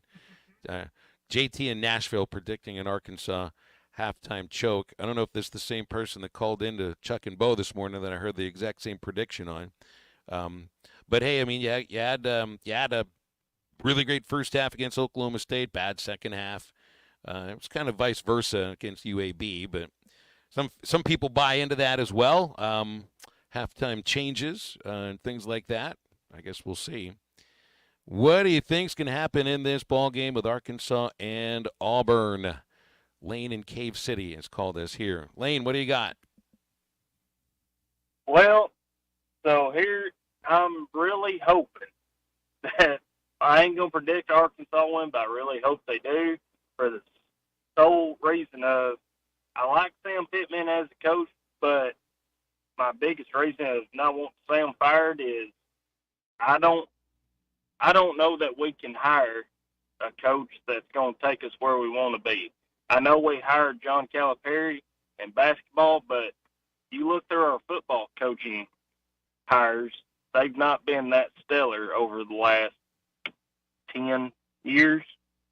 And so that's kind of my big reason of I hope they win, but if they don't, I feel like we're just going to be another coaching search that don't end the way we want it to end. I didn't know what y'all's thoughts, if that's a bad thought to have, or what y'all's thoughts was on that. Well, at the moment, I'm not too worried about the thought of a coaching change, but I do think if this team, if they end up not going to a bowl game this year, then maybe there is a coaching change. A win against Auburn feels really, really important to at least get to 6. I know we've been hitting on that quite a bit, but here on September the 20th, I guess I don't worry about it all that much, or who Arkansas could attract, because Sam Pittman's still the coach. Matt, you've said you think Sam Pittman will be the coach by the time the season's over, and by the time they're worrying about next year too. Yeah, I don't want them to break up the band. I like. I think they got the right OC and DC up there. I think that's the best assistant coaches. You know that you start talking about talent and what they can do, and Barry Odom and Dow Loggins are great coaches. I mean, you kind of in that vein. I think Travis Williams is on that Barry Odom track where Barry Odom's the head coach. I think he's gonna be a head coach. in the next 3-4 years, and probably sooner. Bobby Petrino, we all know he's a head coach calling plays, one of the best minds. So I like the kind of the setup they got. You know, if you fire the boss hog, you kind of you start over. You know, a head coach comes up, he gets to pick all his, you know, so it'd be a total rebuild. But the way it goes, you know, that it seems like that's just the new era of college football. You can just rebuild it and, you know, start over. But I do think there's something to be said about some continuity and a foundation and a group staying together for a couple years. But that is what the conversation turns to. I think for a lot of folks, wouldn't be in my head, but I think a lot of times the listeners end up driving the conversation based on what they call and text in about a loss tomorrow. I think in a lot of people's minds, they're already looking to who the next coach is going to be. And it started last year at the same time. And once you got through the month of October, it really hit a fever pitch. Another SEC loss, especially against a team that, you know, Arkansas and Auburn are Auburn's been ahead of Arkansas for the last few years, for a while. But this is a chance for Arkansas to get back on top of Auburn and show that they're the better program for the moment. Like, nobody be worried about it next week if they beat Auburn. It kind of goes on a week-by-week basis, though, doesn't it? I mean, we're always judging the coach based upon what they just did. And got to get to a bowl game. I mean, I think that feels absolutely obvious. You're at 2 wins right now. There really aren't any guarantees as far as any of the other games. Your toughest opponents are coming to your home stadium. Your easiest opponents, you got to go to the road, and it's about as must win as it gets. Otherwise, the next like on Monday, that's what the phone calls are about. They're all about get rid of Sam and who's the next coach and why can't we hire this guy or that guy. Yeah, I think A&M just creeped back into the top 25, Phil. So that's you know where Tennessee is. The schedule doesn't get any easier. That's right. That's why this is such an important game because, so to speak, Auburn's kind of on your level. They're going to be trying to get 6, 7, 8 wins max. That's kind of Arkansas, 6, 7, 8 wins. It's a big game. I mean, however you slice it, however you want to do it, it's a very important match. Arkansas runs for 200 yards. They win? Ooh, well, you know, that's not enough to say, you know, if you could say 250, meaning because you're going to have your quarterback's going to, you know, Taylor Green, you're thinking he's 60 a game. You know, are you going to get some help from another running back? I think you rushed for 200 yards. That means you got some help from another running back. My guess. I mean, Green could probably get you 100 too. Yeah. It's I don't know. I just don't know if that's enough. I think I'd like to see Armstrong get in the end zone. I'd like to see Satania get in the end zone. I'd like to see Tesla get, you know, their D-backs are beat up.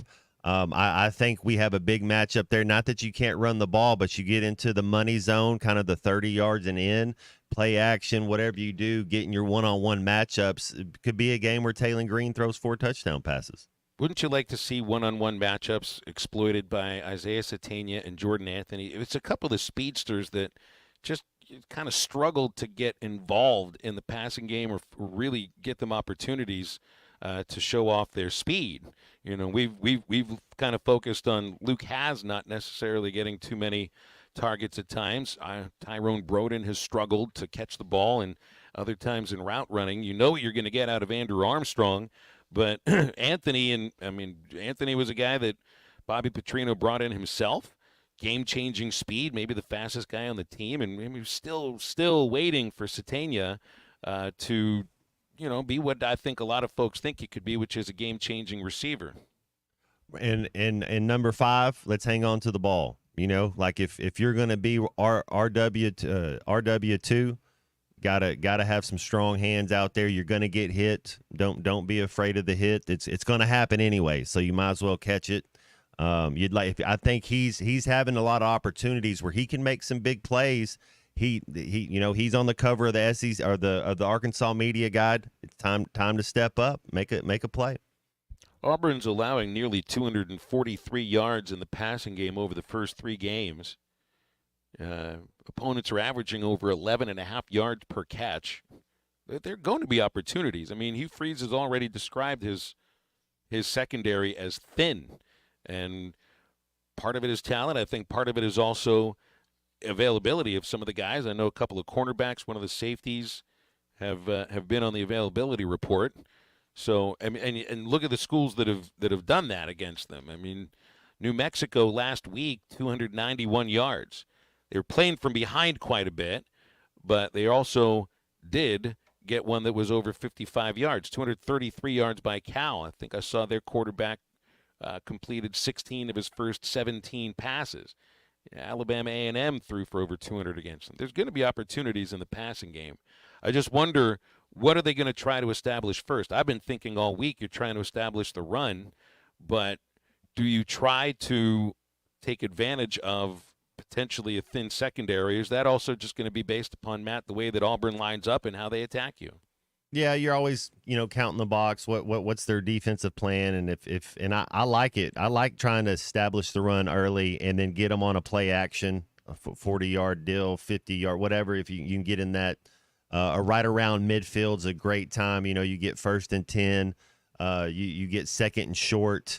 Great time to play action, go heavy, and Petrino's a master at calling. I mean, I'm not saying anything he doesn't know. He does that. He does that type of stuff, So I think he'll have a good game plan for him. I think you try to run the ball and get Talon. If it's and like I say, it seems like he needs to get popped before he settles in.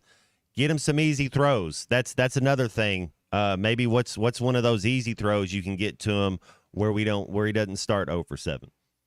877-377-6963 for your game predictions on Arkansas and Oklahoma State. Tell me what happens if Arkansas runs for 200 yards. What if they turn the ball over twice?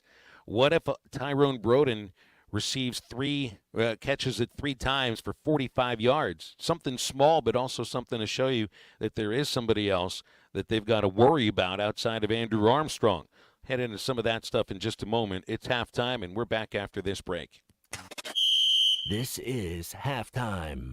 You can now download our new app in the iTunes or Google Play Store. Listen anytime and anywhere on your favorite mobile device. Just search Hit That Line now. It's a stunning way to go somewhere new in the 2024 Buick Encore GX from Harry Robinson Buick GMC. Right now, get up to $3,000 off and 0.9% financing for well-qualified buyers on the Buick Encore GX. The Encore GX is a boldly styled 5-person SUV that is ready to reward. Up to $3,000 off and 0.9% on the 2024 Buick Encore GX. Experience the new Buick at Harry Robinson Buick GMC. Exit 11 off of I-540 in Fort Smith. At the Home Depot, we know Saturdays are for college football. That's why we have everything you need to never miss a play, like Bear Dynasty interior paint, their most durable one-coat hide paint ever. From a team color statement wall to a fan cave, complete with a mural honoring Nick Saban's 17-year dynasty. Hey, I like that idea. Nothing beats Bear Dynasty interior paint. It's everything you need all in one can. Defend your game time with Bear and the Home Depot. How doers get more done. Valid only when intended to colors from the Bear Dynasty and Marquee Interior One-Coat Hide Color Collection. This is Halftime. ESPN 95.3 is live on location. Big C here at Harry Robinson Sallisaw Ford, 1 mile south of exit 308 off of I-40 in Sallisaw. Again, coming to you live where their test drive giveaway is going on. And man, they have got some great prizes for you to win. All you got to do is test drive a vehicle and enter your name in the drawing. The drawing will happen on Monday, September 23rd at 6 p.m. And they have got everything: crossbows, compound bows, ground blinds, deer feeders, call packs, and more. And they've got some gift cards for the ladies to Ulta Beauty if you're interested in that. But man, I tell you what, some great deals going on right now, and you don't want to miss out. They've got some 2024 Fords in stock as well. So get by here. You can go to harryrobinson.com and check it out online. They say consistency is the key to success. They weren't wrong. So how about grabbing a beer that's consistently smooth, consistently refreshing, and consistently light? You might just find that the road to success can be pretty enjoyable. Michelob Ultra, the perfect balance of taste and refreshment, and only 2.6 carbs and 95 calories. It's only worth it if you enjoy it. Enjoy responsibly. Anheuser-Busch Michelob Ultra Light Beer, St. Louis, Missouri.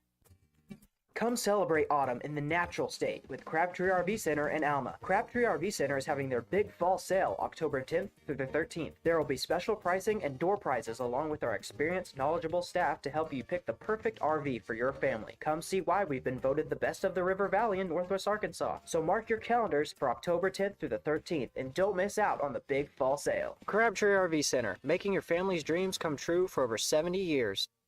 Hey, Wes. Billy, he is for horses. I have an idea to bring in more customers. What you got? We yell on the radio, woo, pig suey. We're going to call the hogs? Yeah, we call them all in. Woo, pig suey. Come get your pizza at Jim's Razorback Pizza. I'd rather not. Don't you love the hogs? Of course. But we can't call our customers hogs. But they're hog fans, and our name is Jim's Razorback Pizza. Billy, I love your enthusiasm. Look it, if you think we should do it, then let's do it. Woo! Pixie! What about moo instead of woo? We use Wisconsin cheese. Really? You and them dang cows. Woo! Pixie! Jim's Razorback Pizza. Blessed to serve you. Eat Jim's RazorbackPizza.com. Your home for every Razorback football, basketball, and baseball game. ESPN 95.3.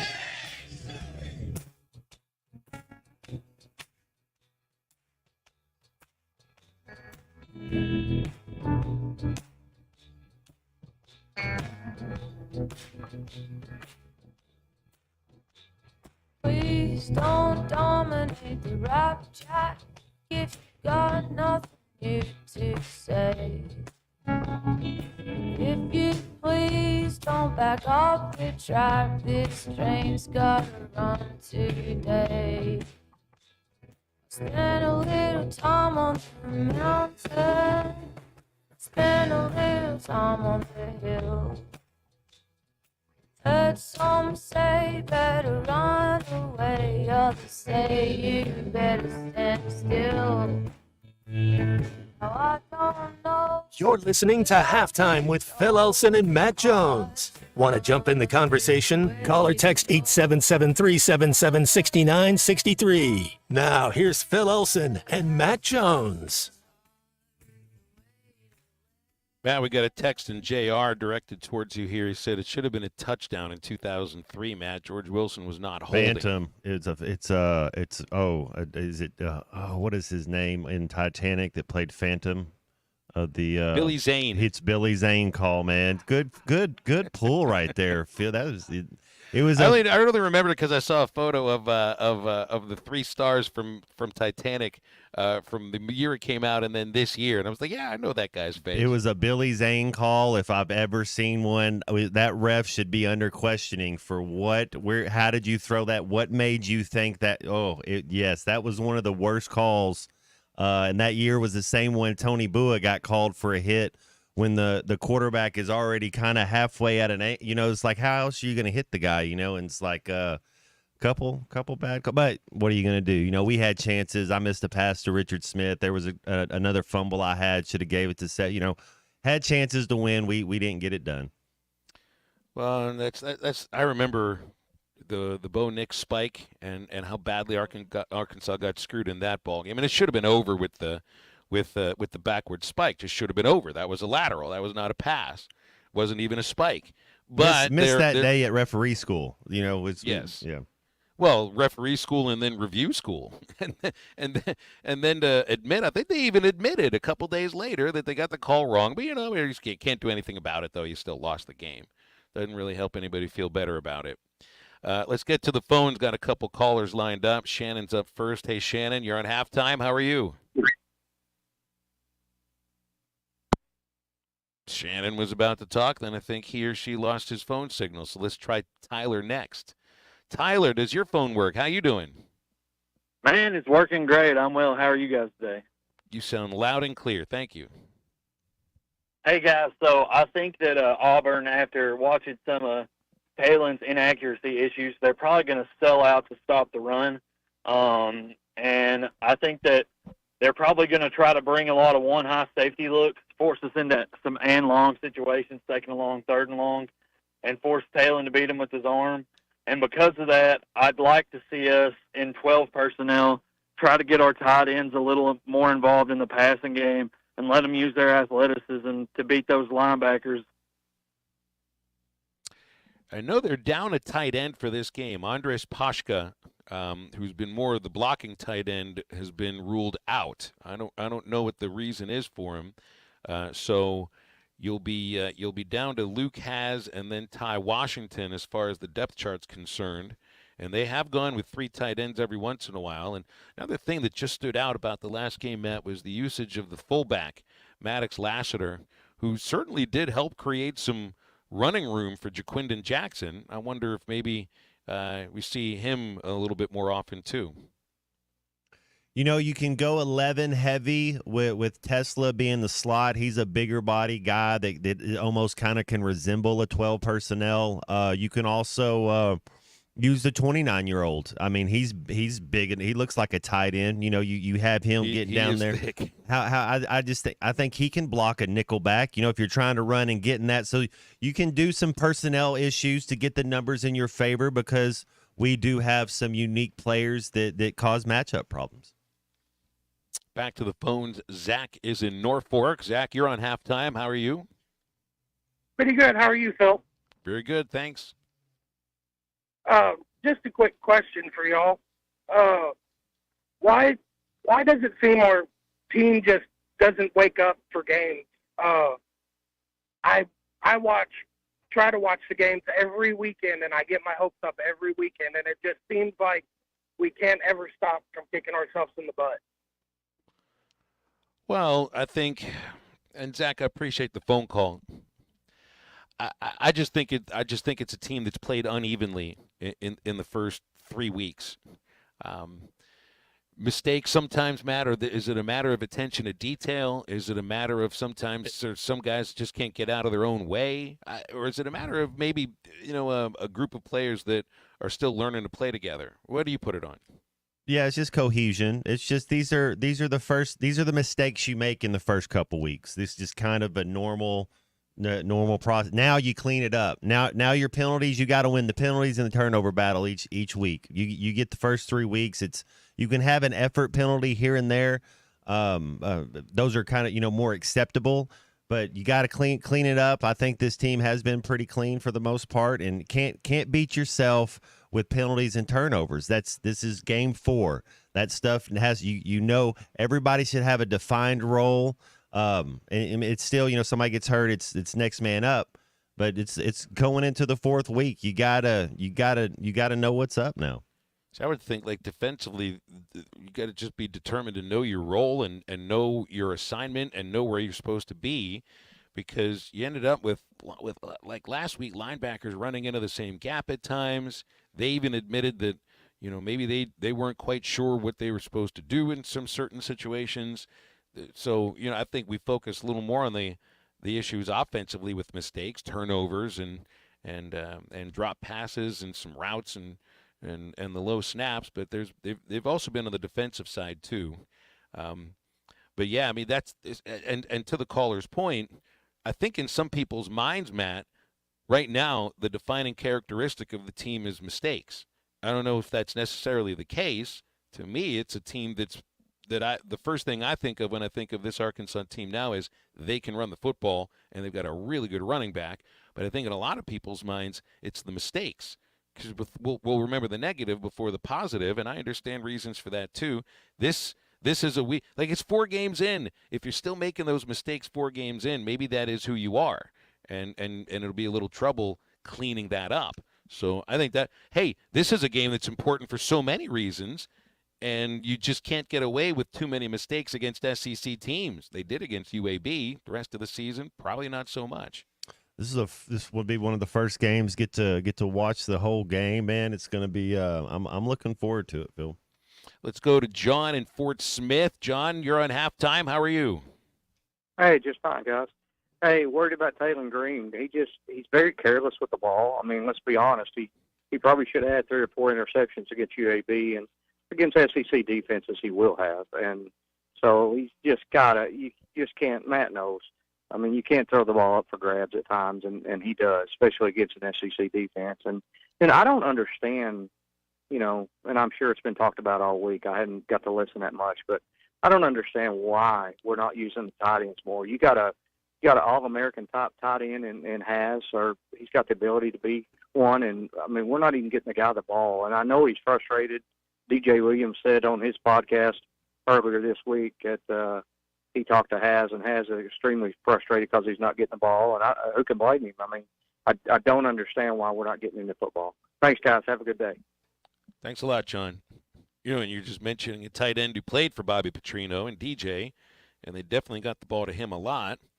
And in terms of Haz, not so much yet. Now, I don't know who that is on. Is that on the quarterback? Is that on the design of the play, the scheme? Is it on the coordinator? Because the quarterback's the one who's got to make the decision to throw it. I would expect that Green, if you have issues with accuracy on medium range to long range throws, your tight end is the guy that's going to, in a lot of cases, be open right in front of you in the middle of the field. And I would expect that maybe he would almost be looking right at Haz instead of at Armstrong sometimes. Yeah, those are easy throws. I'm going to watch more this game, Phil. To me, so far, what I've seen, it looks like he's more comfortable throwing to the outside. That's just kind of his comfort level. I don't know that it's kind of it's a muddled up sometimes. The vision isn't as clear when you're looking at the middle of the field. You got the referee there. It's kind of how they expand. We're on the outside. It's a little clearer picture. That's just kind of what it looks like right now, and he's going to continue to grow and get better. And for all the issues that folks have with Green throwing the ball, and there have been a couple of times where the rush is coming on him, and it's felt like he has thrown it up, expecting a receiver to make a play. But also, I remember KJ doing the same thing for Treylon Burks, and he put it in the certain vicinity. He's the guy who's going to go up and make the play. Who is that receiver right now at Arkansas? And I think Armstrong's really good. I mean, Treylon Burks was first round. I think Armstrong, like you've said, Matt, is someone that'll play on Sundays. You're going to need somebody to win those battles as well. And right now, I'm not sure who it is outside of Armstrong. But on the other side of Green, I mean, for all the issues that some folks have about him throwing the ball and might think that he won't improve, he's as dynamic of a running quarterback as there is right now in the Southeastern Conference. And there's going to be some room for him to make some plays this weekend at Auburn, just like there was at Oklahoma State and just like there was against UAB. How are you not a Taylon Green fan? Big, strong, fast kid. He's a competitor. He came into a new situation. He's doing his thing. Third down conversions are been pretty stellar. The main thing you got to do once you get to SEC play though is take care of the ball. We've been talking about that. It seems like all show. It seems like it kind of been brought up. Who's going to win the turnover battle is going to win the game. Taylon Green can have a clean game. He needs to have a game with no interceptions, no fumbles. I don't know if he has to put the team on his back. I think he just has to play within himself. Don't try to be somebody he's not. Make the right read in the read option game.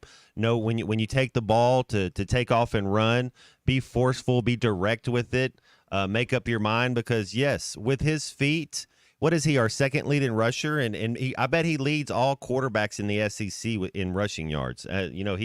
He is dynamic with his legs. He's the 8th leading rusher in the SEC, and that's even with 61 yards of lost yardage because of sacks. So, I mean, in terms of running, there's no doubt he is a huge game changer. I guess the question is, can he be more accurate and be a little bit more in sync with the other receivers? Because it can't just be – it's obvious there's something with Green and Armstrong that they have a thing, and they've had a thing personally, I think, since the day they met. That's what it comes across as. But I'm not sure if there's a thing with Green and other receivers right now. And it's really tough when it's just one. Really tough when it's just one. But, yeah, Taylon is the 8th leading rusher in the SEC, 47th in the nation. Jaquindon Jackson leads the SEC in rushing coming in and is 6th in the nation at 132.3 yards per game. And Wes hits on Jaquindon. Is this his last year, or does he have another year to play? This is last year. I would expect it is, but I think he's got a year of eligibility. But I do think this is it. You know, if it just depends on if you want to pay him $2 million. I don't know what running backs go for, but I don't think they're getting $2 million yet, because where he would get slotted in the draft, you know, kind of that thing where what you're talking about. He would definitely be drafted if he's healthy. Yeah, he redshirted a year at Utah. So should have. I think he was at Texas the year before and redshirted without playing, so he would get the COVID year too. But just like you're saying, he's probably in the NFL next year. 877-377-6963 if you want to hit on anything involving Arkansas and Auburn. Meanwhile, we're back to wrap up hour number 2 right after this. This is halftime. ESPN 95.3 is live on location. Big C out here at Harry Robinson, Sallisaw Ford, 1 mile south of exit 308 off 540 in Sallisaw. It's a great day, great weather out here, Pete, and you guys have a lot of customers rolling in and out of here. I mean, just like clockwork, you've been real busy today as well as everybody else, and we haven't gotten to half of it. You guys have a raffle going on or a giveaway going on. All you got to do is test drive a vehicle, and you get a chance to win some great hunting gear. Yeah, that's absolutely right. Thanks for stopping by. Yeah, we've been busy, and it's just the beginning of the day, and we are doing a giveaway. Hunting season is just around the corner, so we're giving away compound bows, crossbows, hunting blinds, deer feeders, and also Ultra gift cards worth $250 each. And you don't have to buy anything, just come in and take a test drive and say hello. We're super friendly family. So what you can do here is if you're wanting to get a vehicle, we got great deals going on right now this weekend. Come see Pete, Harry Robinson, Sallisaw Ford. The Wave Rural Connect Shoal Creek Zone is open. Fast fiber internet, TV, and home phone available. This covers Midway, New Blaine, Scranton, Delaware, and other areas. Even if this isn't your zone, check your address. We might be available for you. Get your whole home solution. Internet, TV, and phone from a local provider. Go to signup.waveruralconnect.com or call 1-833-492-8372. Arkansas Valley Electric and Wave Rural Connect, changing the communities we serve. Colorworks Paint and Body in Barling offers professional automotive painting, bodywork, and fabrication that is unsurpassed in talent and dedication. Owner Andy Harrod uses the latest in collision repair technology to ensure all damage is addressed, whether it's visible or hidden, and works with all insurance companies. Andy and his crew have the experience and commitment to give you complete trust in the repair of your vehicle, no matter the size of the job. Colorworks is located at 1206 4th Street in Barling, across from Dollar General, and is on Facebook, where you can check out their work. Man, I wish I knew you were here. We hear that every day at In Stock Parts, located off Highway 45 across from the cold storage in Fort Smith. Are you a maintenance technician, landscaper, farmer, or do-it-yourselfer in need of bearings, belts, or roller chain? Or safety supplies like gloves, safety glasses, or earplugs? Maybe you need drill bits, tap and die sets, lubricants, or even a gas-powered pump or generator. Don't waste your time driving around. Stop by In Stock Parts, your industrial parts resource, or check them out online at InStockParts.com. In Stock Parts. Who can you trust to sell your home for the most money with the least amount of drama? You need a team of agents with decades of experience, commitment, and of course, tens of thousands in marketing. I'm talking about the Limbird team. Tara Limbird, Limbird Real Estate Group, has sold over $1 billion in real estate. Tara's team can give you a cash offer in 72 hours, or use Tara's high-octane marketing to sell your home, quite possibly for thousands over asking. Find out more at LimbirdTeam.com. LIMBIRD. Make sure you have everything you need for the game this weekend by stopping at Four Corks Wine and Spirits. Choose from a wide selection of bourbons and whiskeys, craft beers, and a great selection of the coldest imports in town. Take advantage of the walk-in humidor for an A-list of cigars. Everything you need and more for the games is at Four Corks Wine and Spirits, just past the intersection of Mazard and Zero Street toward Ben Guerin Park. Now on Uber Eats and DoorDash. The American Patriot Promotions Gun Show is coming to Cabot Saturday, October 12th through Sunday, October 13th. On Saturday, doors are open from 9 a.m. to 5 and Sunday from 9 to 3. Tickets are just $10 per person, $8 for veterans, military, and police. Children 16 and under are free. American Patriot Promotions, providing the #1 gun shows in Arkansas. Check us out, AmericanPatriotPromotions.com, for other events and details. Your home for every Razorback football, basketball, and baseball game. ESPN 95.3.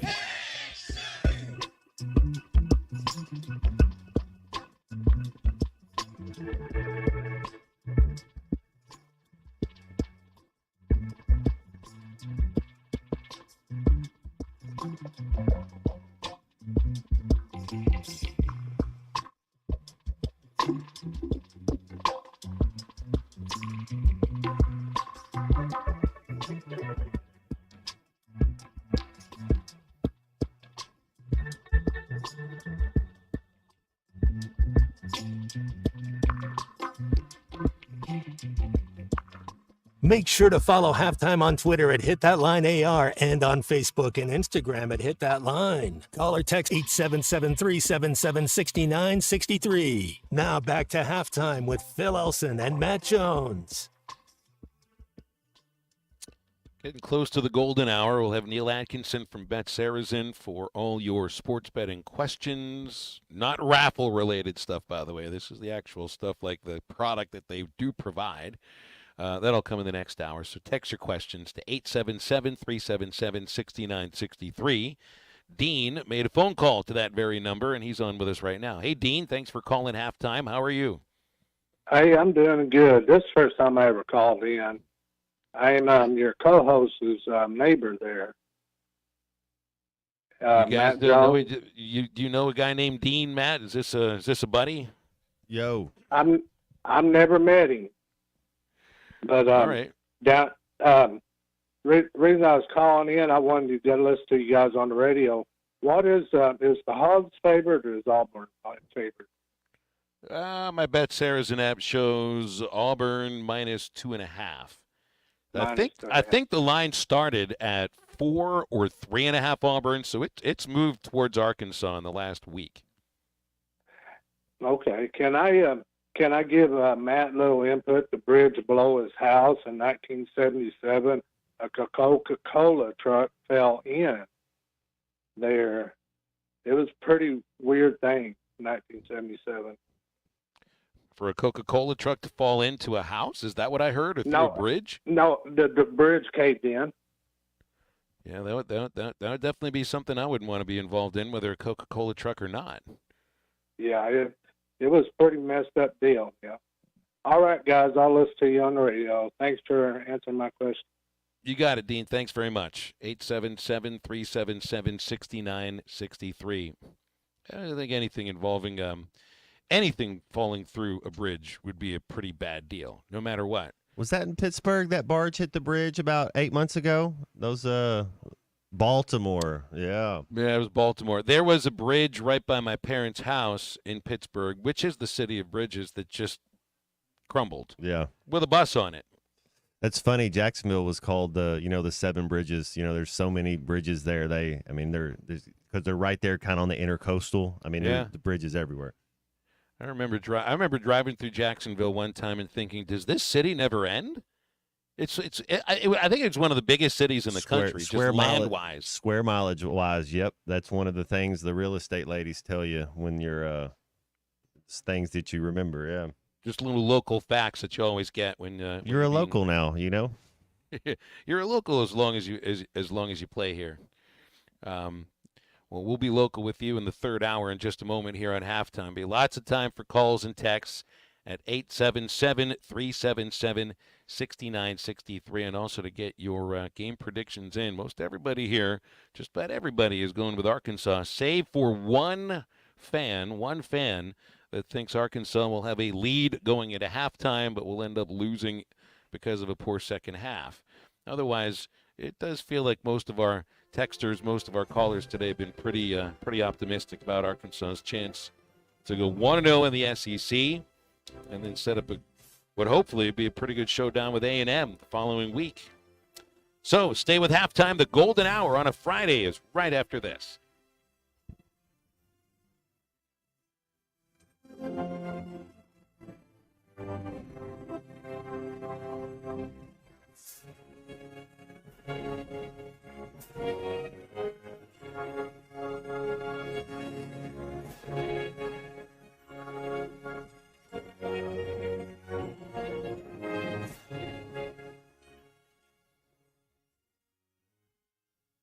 It's the test drive giveaway at Harry Robinson's Salisal Ford, 1 mile south of exit 308 off I-40 in Salisal through Monday. Test drive any vehicle on the lot. Troy, it's hunting season. You're giving away some great prizes that are perfect for the outdoors. Yes, they definitely are, Tommy. Get down here and see us. Go on a test drive. Your name gets entered. And, when we do these giveaways, typically there's 1, 2, maybe 3 winners. Guys, there's going to be almost 10 winners of these prizes. So come down here and see us. Go on a test drive. You're talking about crossbows, compound bows, deer stands, deer feeders, call packs. We're giving away 2 Alta gift cards. So come down here to Harry Robinson Salisal Ford. This is where you're going to find your best deal on your new vehicle purchase and pre-owned, and also where you can just test drive a vehicle and get your name entered for one of these lucky giveaways. It cost absolutely nothing. It cost $0 to come drive one of these cars. Come down here and see us. The test drive giveaway, Harry Robinson Salisal Ford, 1 mile south of exit 308 off of I-40 in Salisal. Pay attention. This happens fast. Routine, scheduled, maintenance. You know it's coming one day, but that day's in the future.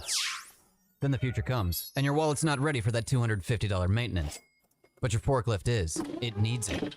Good thing you're smart. You're buying a used forklift from Medley Equipment Company this summer, and its first planned maintenance will be free because Medley keeps you moving. I'm Branch Manager Dennis Mabry. Visit MedleyCompany.com or see us at 4001 Harper Avenue, Fort Smith, Arkansas. The Wave Rural Connect Shoal Creek Zone is open. Fast fiber internet, TV, and home phone available. This covers Midway, New Blaine, Scranton, Delaware, and other areas. Even if this isn't your zone, check your address. We might be available for you. Get your whole home solution. Internet, TV, and phone from a local provider. Go to signup.waveruralconnect.com or call 1-833-492-8372. Arkansas Valley Electric and Wave Rural Connect, changing the communities we serve. It's a stunning way to go somewhere new in the 2024 Buick Encore GX from Harry Robinson Buick GMC. Right now, get up to $3,000 off and 0.9% financing for well-qualified buyers on the Buick Encore GX. The Encore GX is a boldly styled 5-person SUV that is ready to reward. Up to $3,000 off and 0.9% on the 2024 Buick Encore GX. Experience the new Buick at Harry Robinson Buick GMC. Exit 11 off of I-540 in Fort Smith. ESPN Arkansas weather. For today, lots of sunshine, just an outside chance of a shower. Thunderstorm. High temperatures today into the middle 90s. Slight chance of showers to storms tonight. Overnight lows in the low 70s. And then we could see a few isolated showers to storms across the north again on Saturday. Otherwise, lots of sunshine. A high in the low to mid 90s. I'm Sally Russell with your forecast on ESPN Arkansas. The weather is brought to you by In Good Spirits, Fort Smith's premier source for fine wines, specialty beers, and liquor. KERX Paris Fort Smith. This is Halftime, coming at you from the Crabtree RV Studios on ESPN 95.3. Coming to you live from the Crabtree RV Center Studios. Broadcasting on ESPN Arkansas and streaming on hitthatline.com. We got a good one tonight. You got a team in here that doesn't respect it.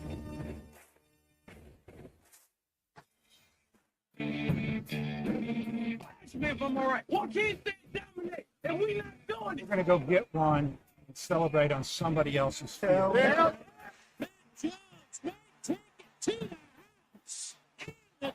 Both said you had very motivational words at halftime. It's Halftime with Bill Olson and Matt Jones. From the bottom of my toes to the top of my head. My heart, dog. Let's go, man. I have zero respect for saying no moss at halftime. There's even one Razorback. It's vintage Matt Jones. 1, 2, 3. Here we go. Right now, let's take the field. Call or text 877-377-6963. Now, here's Phil Olson and Matt Jones.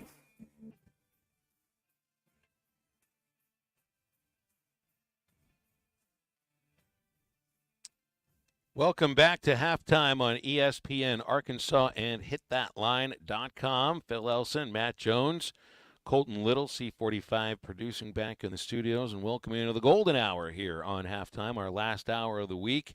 We'll take you right up to 2 o'clock when Ruskin and Jack take over. And just 59 minutes left in the week, although I guess, Matt, during college football season, the week does extend to Saturday. So there is another day left in the week. But it is a day you actually get a chance to watch the Razorbacks play and react accordingly. Instead of watching, what are the 3 games we got tonight, Friday night college football. Illinois, Nebraska, that's not a bad one. Couple of ranked teams. Brett Bielema, of course. Grant Morgan, linebacker coach at Illinois. Stanford at Syracuse. San Jose State at Washington State. Barry Lunny Jr. still the OC at Illinois? I believe so. Man, yeah, there's some Arkansas guys there, huh? That's Nebraska. I think, I asked, I don't know if it was Bill King, this question. Yeah, it was. It was Bill King early in the week. Nebraska, Illinois, who you buying stock in? And you saw Nebraska, Colorado. Nobody's buying stock in that, but you saw the physicality and the way they played right there. That kind of made me think of maybe a Kentucky team 3-4 years ago that really had a sturdy defense. See if their offense comes along. That's a big game right there. You're right. Yeah, both teams 3-0, and will be a 7 o'clock kickoff on Fox. They've got this Friday Night Football package, and looks like they got a good one for them tonight. Also wanted to make sure I got this in. And a thank you to Chris from Springdale that reminded me of this. Today is Brandon Burlsworth's birthday. He would be 48 years old today. Born this date, 1976. Moose Johnson. Happy birthday, Moose. Brandon. And happy birthday to Brandon, too, of course. We lost way too early, but wanted to make sure we mentioned that. Did you dress next to his locker? Was that what it was, Matt? So the way the locker was worked out, that Brandon Burlsworth locker was had his jersey, had his helmet, had his game pads, his game cleat. It's still there, and then had some kind words as far as kind of doing it the Burls way, where is showing up on time, being accountable. Just some of the things, discipline. That's how to be an Arkansas Razorback, because he exemplified what it meant to be an Arkansas Razorback. 877-377-6963. If you'd like to call or text halftime, we've got a couple callers lined up. Let's go to Rod first. Rod, appreciate your call today. How you doing? Not too bad for a Friday. Traffic's kind of light. It's a question and also a suggestion. Where are all the crossing routes, the slants, and the tight end routes that can loosen up that defense a bit, especially on the back end? We've run a little bit. I haven't seen a lot, but that's a staple. And Phil and I, throughout the week, I think this is kind of when you open up a little more of the playbook, and we know who we are. But I do like how we've been doing some switch releasing out there. I mean, it's so hard to cover, especially at that level, when you're running picks and switch releases and little combos like that. So we're doing it. I've seen it a couple times, but maybe this is a game where we run it like 9-10 times. Yeah, I know. I know I've been missing that. The offense looks decent, but I think there's got to be another page, right? You think they've laid in the weeds a little bit as far as the game plan? And I think the quarterback I don't think he's as comfortable throwing over the middle of the field. I think there's a little bit of that as well. It's not that he hasn't. I just think he likes to throw outside the numbers.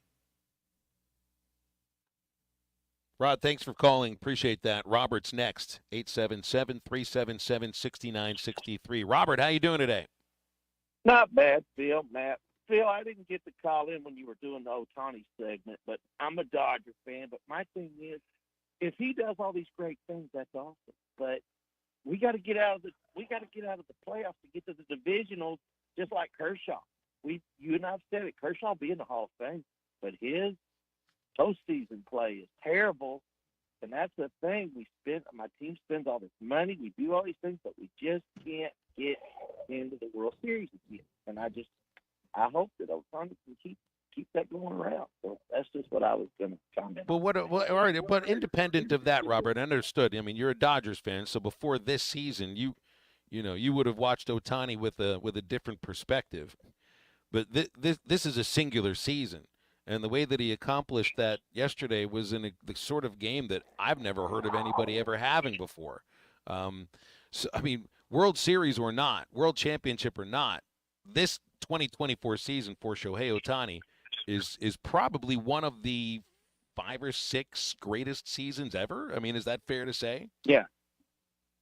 That's agreeable because he is. He's awesome. And like I said, I just want us to get further in the divisional playoff. That's all. You know, Somebody tweeted this yesterday. It's funny to think about. Wow, wouldn't it be amazing if Shohei Ohtani played on the same team as Albert Pujols and Mike Trout, 2 of my other favorite players? Oh wait, they did, and they weren't any good. Weren't any good with him. It's like, oh, was it A-Rod, Griffey, and Randy Johnson on the same Mariners? And they never made it to a World Series either together. So, I mean, these are some of the best players in the sport's history in terms of 2 teams I just threw at you, and they never experienced that kind of success. And part of it might be to the reason of what Robert's getting at here. Health is in terms of your pitching staff. Next phone call, Jackie's in Crossit. Hey, Jackie, how are you? Hey, I'm doing good. Hey, I just got a couple of quick questions for you. One of the comment, and that's that my braids are hanging by a thread. And the other thing, I wanted to ask Matt, are you familiar with the quarterback from Conway that's supposed to go to Arkansas? Is that Grayson Allen? Yeah, I couldn't remember his name. Wilson, I think is his last name. So, yeah, Grayson Wilson, yeah.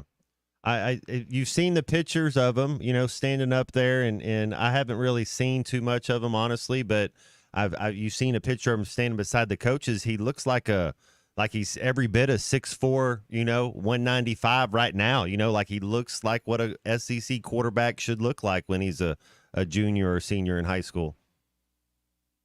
Yeah, I think he's, I don't know nothing, but I think he's going to, really be good in that offense. He can throw the ball, he can run, but he's a sure enough passer. Well, I mean, I think everybody likes our number 2 quarterback right now, so he's got a lot of people to catch up to. Appreciate the phone call, Jackie. You always let them go to prom first, is my theory on talking about high school students and what they're going to do at the next level. Let them go to prom. But they don't even go to prom anymore. I haven't seen the kid go again. You got to see him when he going up against real talent, and that's part of it. But let the kid go to prom. They don't even go to prom anymore. We got to move prom to early December for these football players to actually go to prom. Some fish under the sea dance. I know. Yeah. I mean, there's all sorts of lines. If they don't kiss, they don't fall in love. Oh, my gosh. 877-377-6963. That wasn't even a prom, I don't think. That was some sort of a semi-formal, maybe like just like a November dance or something. But there's got to be some kind of an event then, because we always think, yeah, you end your high school lifetime with the prom. But a lot of football players, they just go to college a semester early and they don't have a prom. So we need just a football player prom for December at some point. Get the party planners out there. They'll figure it out. Quick break on halftime, joined by Neil Atkinson from Bet Saracen right after this. This is halftime. I tell you what, I know this got a lot of guys with some big hearts. For 3 hours or however long, maybe 4 hours, we're the best team in the country today. And it's offense, defense, and special teams. It's some guys like Darren McFadden, baby. Y'all better put him in the Heisman. You better put him up there. I'm tired of him being number 4. We got that wood right here, baby. Somebody better look at this guy's the best football player in the country, and his name's not being mentioned. Lou Holtz, Mark May, number 5. You better look at him a little closer. He's a football player. ESPN 95.3 and hitthatline.com. ESPN 95.3 is live on location. Big C coming to you live from Harry Robinson Salisaw Ford, 1 mile south of exit 308 off of I-40 in Salisaw. It's another great day. You guys are having a great sale. And on top of that, you guys are doing a giveaway, a test drive giveaway. Joshton, tell us about that. Yeah, guys, all you got to do is You got to come down here and test drive a vehicle to get entered. We've got 10 separate prizes. We've got compound bows, crossbows, deer blinds. I mean, we've got plenty of stuff down here to give away. It's making quite an impression on your customers. You guys have been really busy helping out these customers, and there's many reasons for that. Those you just mentioned and the deals you guys have. Guys, every vehicle out here on the lot has a discount, and we have manager specials up to $10,000 off. You've got to come down here and see me. Come down here and ask for Joshin. Come see Joshin here at Harry Robinson Sallisaw Ford, 1 mile south of exit 308 off of I-40 in Sallisaw. COP CDL Academy is a licensed Federal Motor Carrier Safety Administration that provides the federal required training to obtain both Class A and Class B CDL licenses. Our program provides assistance with employment after graduation. We have finance and grant options available. Students straight out of class have started new careers earning $70,000 to $140,000 per year, and training is provided for all 50 states. Call today, 479-632-1050. COP CDL Academy. The Wave Rural Connect Shoal Creek Zone is open. Fast fiber internet, TV, and home phone available. This covers Midway, New Blaine, Scranton, Delaware, and other areas. Even if this isn't your zone, check your address. We might be available for you. Get your whole home solution. Internet, TV, and phone from a local provider. Go to signup.waveruralconnect.com or call 1-833-492-8372. Arkansas Valley Electric and Wave Rural Connect, changing the communities we serve. Ty Richardson for the #1 liquor store in the River Valley, Eastside Liquor. It's football season and the Hogs are back, baby. Plus your favorite NFL team. If you need beers for the boys, seltzers for the ladies, or brown water for the big-time wins, Dave and his entire team at Eastside Liquor can take care of you today. 9390 Rogers Avenue in Fort Smith. Convenient drive-through and always have what you're looking for. Plus a new bigger and better location is on the way. The game's always better after stopping by Eastside. This is Daryl Johnston with Hashtag Managed IT Services. We are excited to now be part of AAA Business Systems. Hashtag will continue to handle every IT need your business will have, and now, as part of AAA Business Systems, we can handle all of your document printing and storage solutions. Together, we have the expertise to meet all of your office technology needs. Find us online at aaabm.com or call us at 471-1771. At Dobson Fiber, we're helping you build stronger connections by bringing the fastest internet network available to your business. Why fiber? Fiber internet provides reliable, symmetrical, blazing speeds. Without any interruptions or buffering, you can rely on Dobson for all your data needs. With Dobson Fiber as your premium internet provider, you can focus on the things that matter and the connections you build. To see if fiber is available to you, visit Dobson.net. Dobson Fiber, building stronger connections. Your home for every Razorback football, basketball, and baseball game. ESPN 95.3.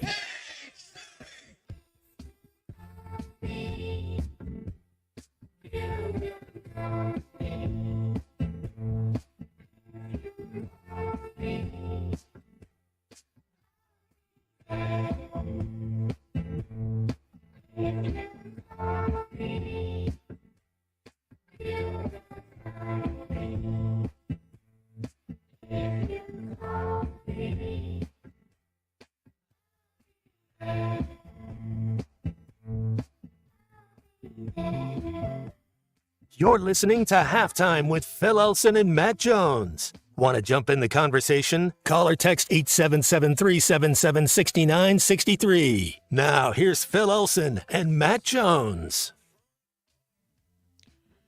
Head of the hotline, and Neil Atkinson joins us here for a segment from Bet Saracen, Arkansas's favorite sports betting app. Make sure you're within the state borders to use Bet Saracen. Download for your Apple iPhone from the App Store. Android users go to Google Play. Any web browser works. BetSaracen.com. Good afternoon, Neil, and happy Friday. How are you?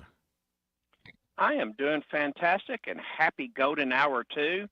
My work week, as far as the task and grind stuff at the casinos, winding down, but ramping up tonight and tomorrow and Sunday for all the sports betting action we're going to have. Last Saturday, we broke a record in the amount of bets that we took. It beat the Super Bowl. It beat the Thursday of March Madness earlier this year. So that just show you the growth and how in tune everybody is to college football, because they outbet college football than they did for the NFL on Sunday. But of course, there's more college football games, so it's a little bit easier. Well, I saw that the August mobile sportsbook totals came out for the state of Arkansas, and once again, Saracen is way ahead of the competition. I don't just mean like ahead of the competition, but it's like a 52-3 final score in terms of the amount of money coming in and the amount of money won by your sports bettors, Neil.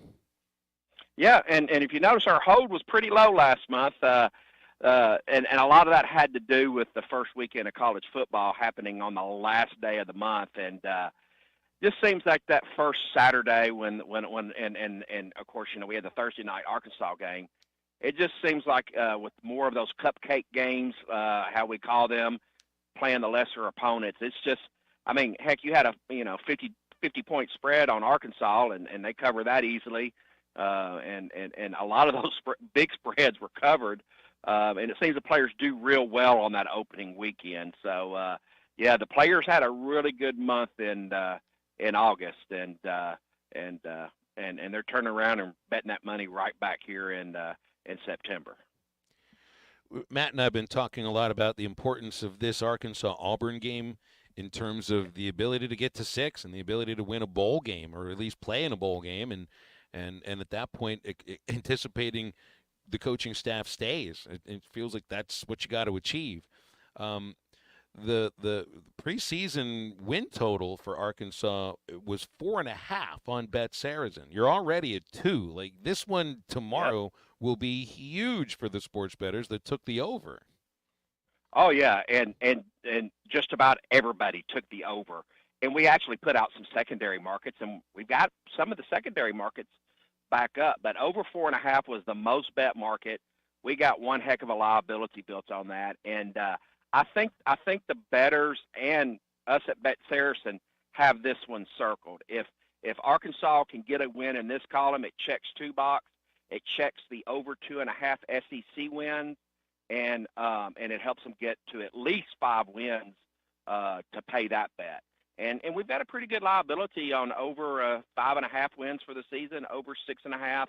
Not so much over 9.5. It's paying 30-1, but yeah, this game is really, really crucial to get that season total and that SEC win total. And I think if they can pull off a win tomorrow, I would be sitting very pretty if I had that wager in my bet slip right now, and was waiting on that to cash in. And of course, if they do get that 5th win, we will pay it out immediately. We won't make you wait till the end of the season to get your money. So this is an important game for the goals that the team wants to do, and from the sports betting perspective, I know the team doesn't care about that part. But if you're a sports bettor, this is a really important game for you too. What's the line been like this week on Arkansas Auburn? It looked like it started at, what was it, 4.5 Auburn, but it's taken a turn towards the Hogs. Yeah, it went to 4.5. It went to 2.5 temporarily, and I froze it for about 3 days at 3.5. That's a good number for our players, and I know a lot of our players took it on the chin against UAB, especially the ones that betted against the spread the last week. So I kind of held it there midweek and didn't let it waver, because 3.5 is a good number if you're betting Arkansas. And we kept the margin where it was supposed to be. But starting last night and usually about 24 hours before the game goes off, that's when you start seeing the bigger money coming in, people making their decisions. A lot of them wait for the last press conference of the week before they make their selections. And the money that was coming in on Arkansas just pushed the Arkansas. They're still a dog at -2.5, and the over and unders, been staying pretty steady at 56.5. So, it's going to be really interesting, and it looks like the bettors, and it's not just in Arkansas. It's the national line has gone to 2.5 too. So, I think that's a good omen, hopefully, but as we know, anything can happen on the field of play. How often does the Bet Saracen line or other lines within the state of Arkansas also mirror the national line, or how often is there just a slight difference? Well, for the most time, we try to be on the consensus line, and usually, unless we just get upside down on the liability, because we're a single state operator, we can't spread our risk, amongst the East Coast and West Coast like some of the bigger books can. So, when local bias gets that liability for that particular market, then we'll start manually adjusting those prices. Luckily, we do not have to do that very often. And when we do have to make that decision, we will kind of err on the side of the Arkansas better. If we've got to nudge it a half point, we'll try to be a half point above what the national market is most of the time. And part of that's just marketing and giving our players a good price on the number one most bet team that we have. So, that's kind of the way that we approach it. But for the most part, we try to stay with the consensus, especially if that bet is to the Arkansas, the one that tends to bet Arkansas either against the spread, whether they're getting points or giving up points, and we go from there. What are how much action is coming in on Tennessee and Oklahoma? I mean, you're going to get some real marquee SEC games coming up soon. Alabama, Georgia next week, Auburn, Georgia the week after that. This week it's definitely Oklahoma, Tennessee. Where have the bettors been viewing there? Hey, they're pushing. Everybody's betting on Tennessee, and of course, full disclosure, I'm a Tennessee fan. Went to Tennessee, born and raised in Nashville, and I had this game circled just for me personally, but it looks like I'm going to have to watch it. And if Tennessee wins, I'm going to be happy as a fan, but it's going to hurt the Bet Saracen pocketbook a little bit. But that's a good line, and people are pouncing on it. So that game right there is outside of the Arkansas game, is the number one most bet game. But and I think you said earlier, I think it's kind of interesting with this Friday night package, because we've got Illinois versus Nebraska tonight. Do you realize this is the second Friday in a row we've had two top 25 team matchups on a Friday night game? So usually we don't get that on the Friday night. It's usually BYU versus whoever, or it's not it's not ranked teams, but it's kind of nice seeing that and making a Friday night game a little bit more interesting, especially since we don't have that NFL game like we did at the first week of the season. The NFL did that Friday game. Are the sports bettors on Bet Saracen staying away from Heisman Trophy odds for the time being? Because nobody's really separated himself from anybody else over the first 3 weeks. I see Cam Ward as the odds-on favorite for right now. Carson Beck really fell off. He was the odds-on favorite to start the season. But are people kind of staying away from that for right now? Yeah, once the regular season starts, those future markets basically fall off the cliff on the earth as far as our radar, as far as any movement or any major money coming in. And usually what happens is that once, we have a few more game performances and the things start aligning like it did, there's going to be a very, very short window where people can go through and pick on who the odds-on favorite are going to be, and maybe get a good value for their money. But a lot of the times, once we get to the 6th and the 7th game, it starts lining up, and then the prices start going way, way down on the future. So there's not as much opportunity. Your biggest opportunity is to take a nominal bet on the Heisman Trophy winner preseason, and then ride it out, and hopefully they get lucky. Unless you see an opportunity or you see somebody that's off the radar that may have an outside chance at it. But remember, the Heisman is a lot of hype, and there's a lot of news stories that have a lot of opinion, and that's probably the one market that's influenced the most by social media and the news pundits out there.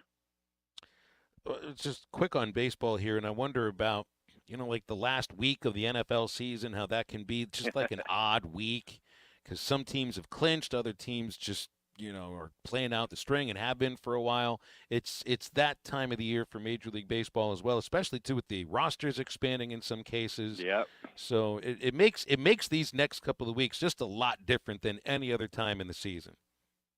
Yeah, it does. And historically, we're glad that the last week of baseball is when we also have NFL and college football to kind of even it out.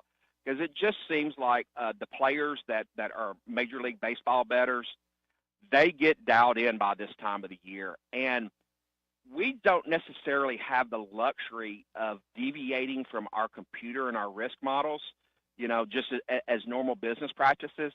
which creates the opportunity for baseball bettors to know certain game conditions and game environments and some of the moves and different players that the managers are going to play, especially if a team has no shot at making the playoffs, or even and that team is playing somebody that's already cinched their spot later on in the week, and it's not it's not an active wild card race situation. It just seems we don't do very well, and just looking at the numbers yesterday, our top 4 losing markets yesterday were baseball games, and it just seems that the players are dialed in. So if you've been doing your homework through the year and you're dialed into that, and you see the types of moves the managers are making going into these last games, there can be some extra value betting there, and it just seems like the bettors are able to take advantage of that. Now, remember the caveat: anything can happen on the play of, happen in the ballpark. But who would have saw 20 runs against the Marlins yesterday, and what Sohail Tani pulled off yesterday? That's just an amazing feat. I don't care who you are, but it got a lot of attention on baseball this week, and I may well telling everybody that it's a little bit easier betting it this week in theory. Neil, let's leave it there. Thanks for coming on. Hope the weekend's great, and we'll hold court again on Friday next week. All righty, everybody. Keep sports betting fun and entertaining. Bet with your head and not over it. And good luck on all your parlays and your props this weekend. And let's see how you do. Neil Atkinson from Bet Saracen, Arkansas's favorite sports betting app. All right, home stretch of the golden hour is upon us. It's up to you. What will happen tomorrow at Jordan-Hare Stadium? 877-377-6963. Stay with Halftime. We are right back.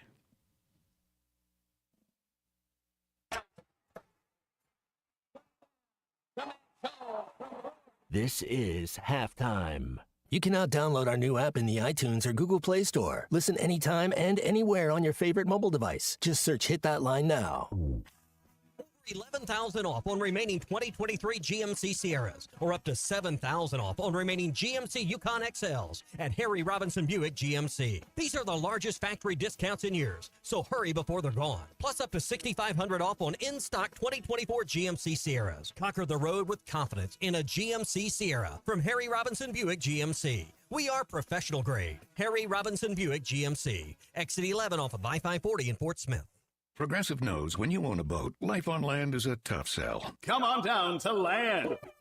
You can do things like clean your gutters, pay tolls, and even get the wrong thing you ordered. We got it all. Potholes, people talking at the movies, and don't forget about flat tires when it's raining. It's land.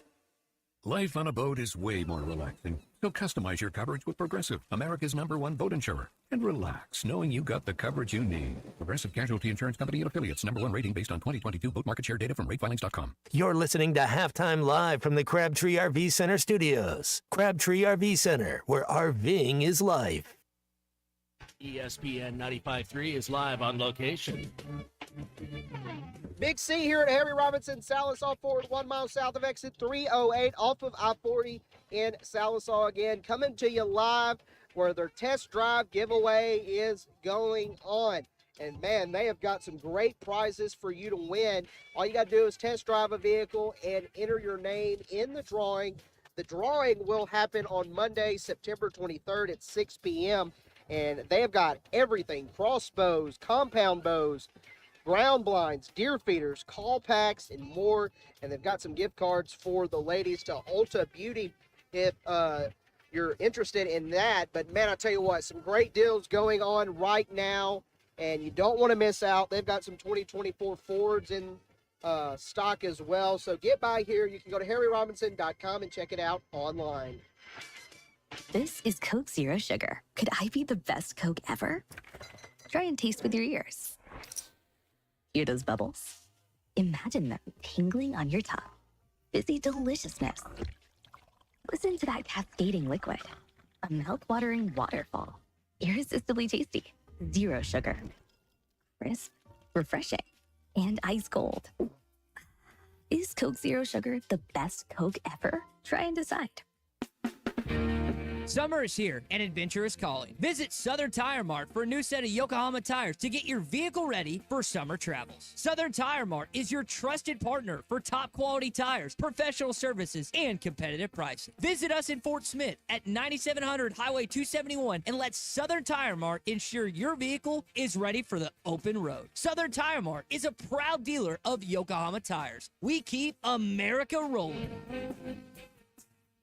Bet Saracen is Arkansas's #1 mobile app for placing sports wagers. There's big news in the mobile sports betting business. Bet Saracen was just named the 15th largest sports book in America. That's because Arkansans like to do business with a winner. Find all your winners on Bet Saracen. Download it today and look for my R prop bet specials. I pick them, you win them. Bet Saracen is Arkansas's favorite sports wagering app. Gambling problem? Call 800-522-4700.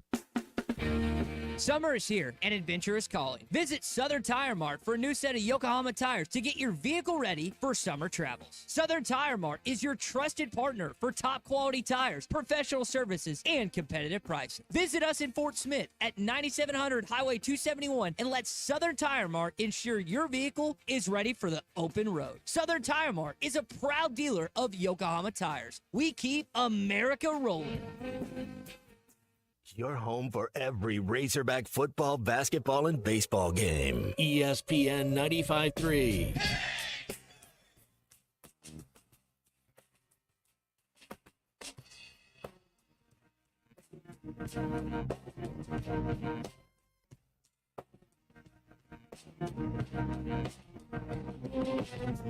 I've been a bad, bad girl.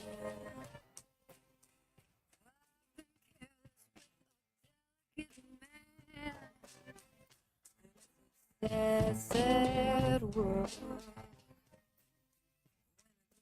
Break a board just because you can. Don't you tell me through the night.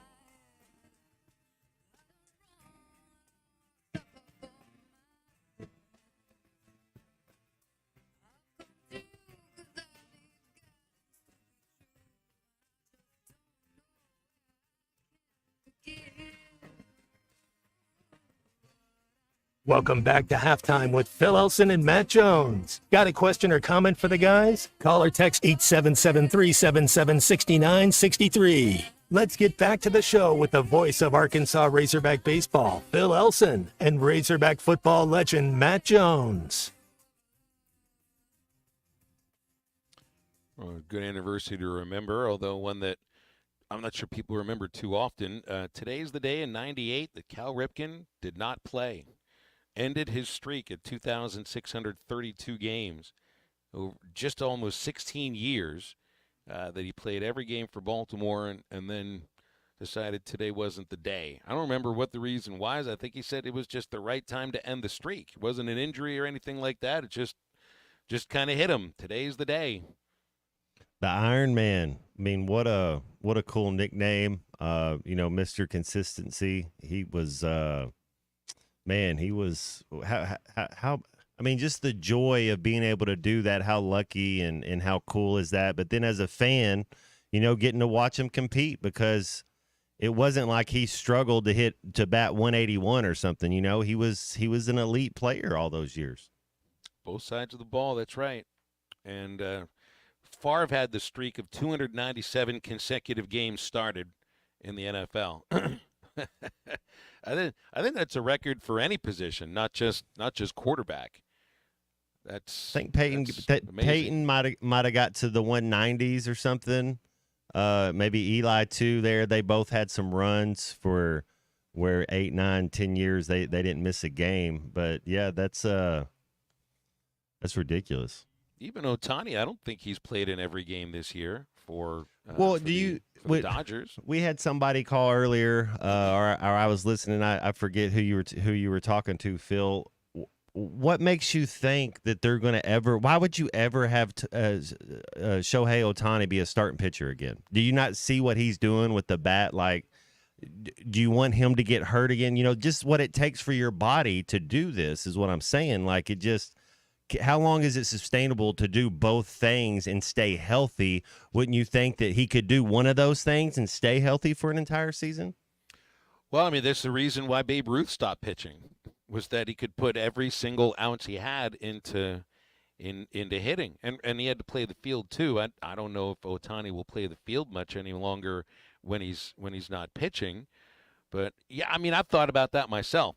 But he pitched last year almost the entire season, and was an MVP too. 44 home runs. His OPS was a little bit better than it is right now, which is kind of wild to think about. I've thought about that myself too, Matt. But I've also thought, the crazy thing about this season, remember, he's only making $2 million for this year, for the season that he's playing right now. Of course, whatever the deferred money was that he's getting will be 10 years from now, I think 9 or 10 years from now.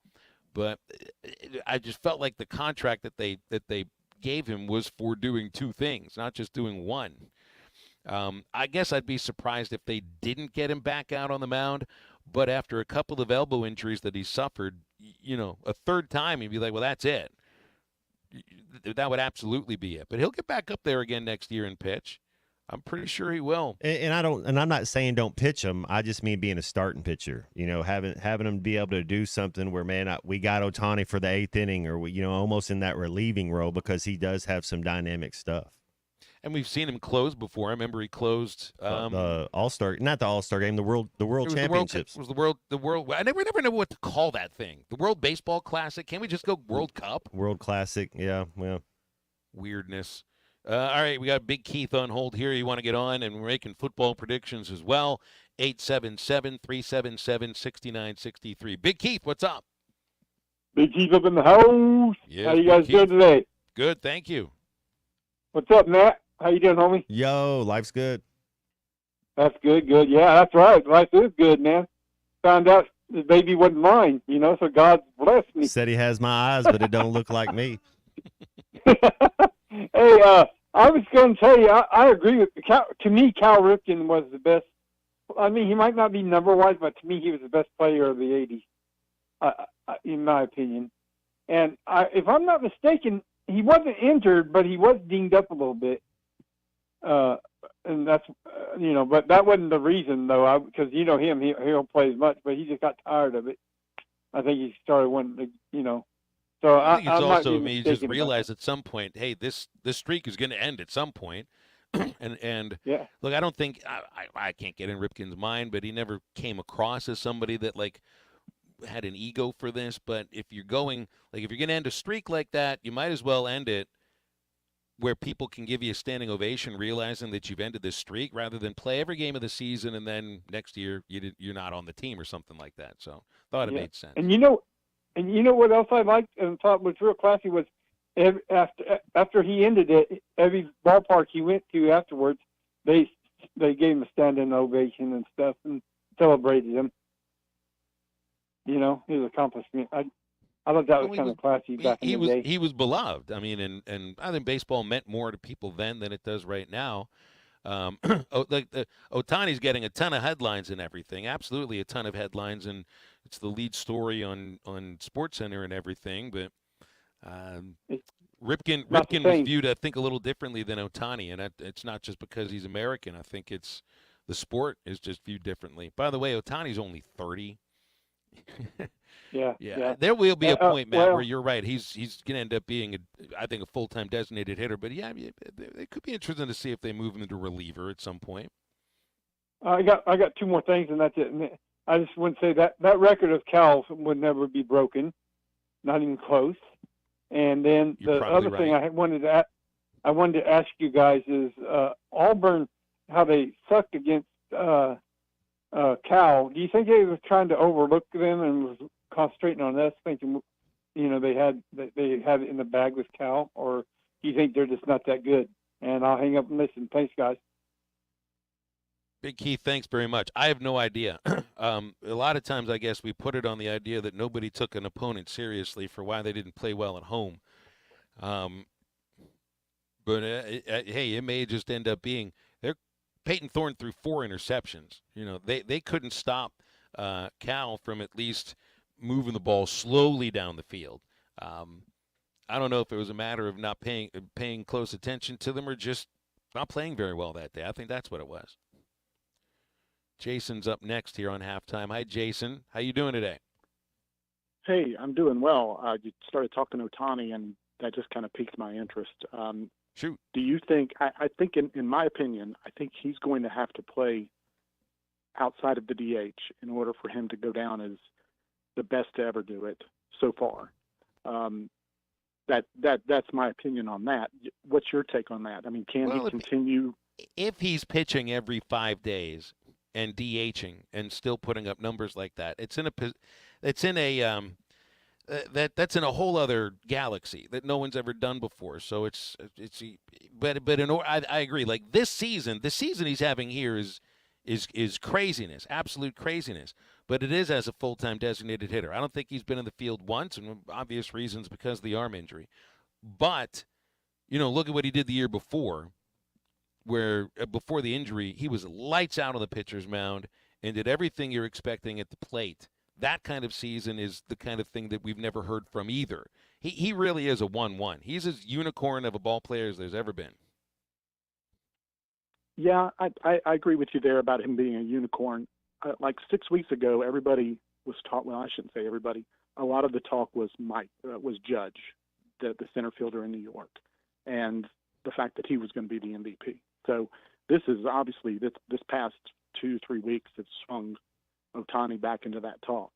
I just see Judge as playing center field and having success there in the biggest market. Granted, LA is a huge market as well, especially when you talk about the Dodgers. But that it's going to be those two. So I think we're headed into a new situation where maybe you've got a bit of Sosa, McGuire to bring MLB back to the forefront, especially when you've got Facebook Reels and TikTok, where if anybody can put that sort of video on camera. And in order for that to happen, Jason, then you have to have a Yankees-Dodgers World Series, which really could happen this year. It really could, and for it to be a classic. Yeah. Like it would need to be a classic World Series where both of the players you're talking about have, really, really put on a show that gets everybody talking. And it definitely can happen. And I think Ohtani could play a great center field. He's a good outfielder. It's just, this year he can't throw. We'll see in the future whether or not he does play a position. Yeah, we shall see. Can we talk a little soccer, Matt Jones? Are you there? Yo. Do you think that anybody's going to be able to touch Man City this year? Did you see what they did to Barcelona this past week? They You're talking in the Champions League or in the Premier League? Yeah. Did you see that 7-0 result? I mean, that was nuts. So, yeah. Anyway, I think Man City looks to be leading the Premier League for sure, and then probably even the Champions League. It's going to be tough for anyone to touch them. So. Pep's created a machine, man. They just keep, you got Rodri and Kevin De Bruyne, two of the best at their position. Then Holland's like a prime Terrell Owens. Go back and remember what prime Terrell Owens was doing in the NFL. That's who he is. They went back and got Ilkay Gundogan from Barcelona, who is like a super sub. He's a genius in the midfield. He's just getting older. Sudoku on the corners, Jack Grealish on the corner. I mean, it's just they got 8 players. They're 5-star everywhere. They really do. They're tough to beat. They're tough to beat, and they're not really breaking the bank as far as I can tell. I mean, they've got billionaire owners, so I don't think the money's going to be an issue. But yeah, that's it. Well, good to talk to you guys. Have a great weekend. I'll be watching the Hogs, hoping for a win. Not really expecting a big win, but I'll be rooting them on. You guys take care. Thanks, Jason. Big win, hey, you beat them by 1 point. It's a big win. If this game is an ugly game, Matt, if it gets all mucked up and it's a 10-7 final score and Arkansas wins, like you're not worried about style points in this one. You just got to get out with a victory. It's going to be the biggest win of the season so far. I mean, there's no question about it. Go down to the Jordan-Hare Stadium and try to find a way to get a dub and be your biggest win of the season. Why not? Start some momentum, be back-to-back wins for the first time this year. with a chance to start a streak with a rival that's kind of had your name, but we won't. We're just going to keep it. It's Auburn week. It's like we go by style points so often, or how pleasing a win was to our eyes at times, but it just has to be, can you win a game? Do you have the mentality to win a game? I think there's a lot of folks who texted in and think that because there were 3 or 4 more people that checked in and agreed with the caller or texter that thought about a second half choke. There's still the feeling for a lot of fans that it's a program that doesn't know how to win a football game, that doesn't know how to win a tight football game or make whatever necessary adjustments that you need to make at halftime. And I don't know if this game would change their feelings about that one way or another, because they might think Auburn isn't very good. So maybe a win over Tennessee or Texas or somebody like that does that. All I want to see, all that matters to me in this game, it isn't a matter of how it gets done. Heck, a 2-0 win, I might walk out of Jordan-Hare Stadium thinking, yeah, that really wasn't all that entertaining or pretty or anything. But they won, for crying out loud, against a team that blew them out the year before. And they have as many SEC wins now as they had last year. That's all that matters. It's just walking out, having more points than the other team. And I think the way to do it is to run the football. They're going to run the football, and they're going to run it with success, and it's going to be based off of that. Also want to remind you about our friends at Crabtree RV Center, where they have the RVs ready for the big fall sale beginning October 10th. Running through October 13th. They'll have special deals on RVs and trailers. And when you get there, door prizes given away as well. Their knowledgeable staff is on hand. They'll be there to help you pick the perfect RV or trailer for your family's adventures. So get over to Crabtree RV Center and see why they were voted best of the best in Northwest Arkansas. It's the fall sale at Crabtree RV Center, October 10th through the 13th, crabtreerv.com. And we're back to wrap up halftime for the week right after this. How about Jones? Don't be so cool, dude. This is halftime. ESPN 95.3 is live on location. Big C out here at Harry Robinson, Sallisaw Ford, 1 mile south of exit 308 off 540 in Sallisaw. It's a great day, great weather out here, Pete, and you guys have a lot of customers rolling in and out of here. I mean, just like clockwork, you've been real busy today as well as everybody else. And we haven't gotten to half of it. You guys have a raffle going on or a giveaway going on. All you got to do is test drive a vehicle, and you get a chance to win some great hunting gear. Yeah, that's absolutely right. Thanks for stopping by. Yeah, we've been busy, and it's just the beginning of the day, and we are doing a giveaway. Hunting season is just around the corner, so we're giving away compound bows, crossbows, hunting blinds, deer feeders, and also Ultra gift cards worth $250 each. And you don't have to buy anything, just come in and take a test drive and say hello. We're super friendly family. So what you can do here is if you're wanting to get a vehicle, we got great deals going on right now this weekend. Come see Pete, Harry Robinson, Sallisaw Ford. When you need tough and paint just isn't enough, check out River City Coatings in Van Buren. When it comes to your metals, paint can peel and crack over time. Whether it's your patio furniture, rims or trims on your automobile, or heavy equipment, no one has time for a redo. Powder coating provides the toughness you need. Preserve your investment with powder coating from River City Coatings. River City Coatings, certified John Deere, Caterpillar, ISO 9001, Packer, and UL provider of tough. River City Coatings, 471-7675 or online at rivercitycoatings.com. Did your 6 weeks with your kids this summer fly by? Is your ex on another tropical vacation while you're working 2 jobs to pay your child support? I'm Jackie Mock with Mock Legal Solutions. Arkansas law on custody and child support has changed, and those changes could benefit you. So stop scrolling through her vacation pictures and protect your rights today. Call me at 479-769-1505. Mock Legal Solutions, real advice, reasonable price. Your Honor, my son deserves this kid.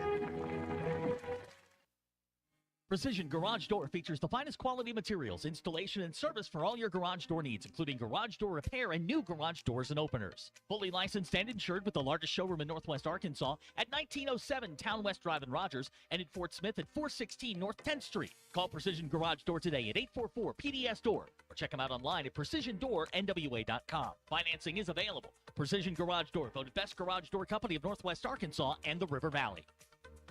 Life is full of surprises, but with Kohler and Green Insurance, you can face them with confidence. Whether it's protecting your home, your car, or your business, Kohler and Green has you covered. With 2 convenient locations, Fort Smith and Van Buren, specializing in personalizing your insurance solutions tailored just for you. At Kohler and Green Insurance, your trusted partner in protection. Contact the Fort Smith office at 484-9888 or Van Buren at 474-9888. Kohler and Green Insurance, serving all your insurance needs.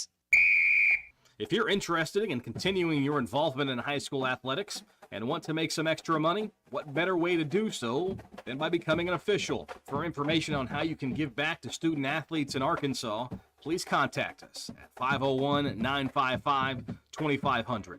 Again, that's 501-955-2500. The Arkansas Activities Association is looking for sports officials, and you may be the answer.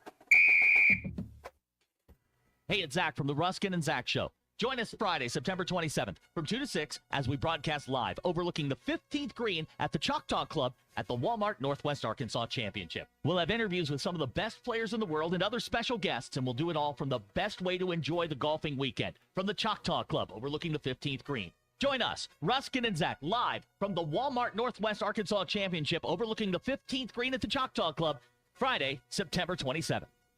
Your home for every Razorback football, basketball, and baseball game. ESPN 95.3.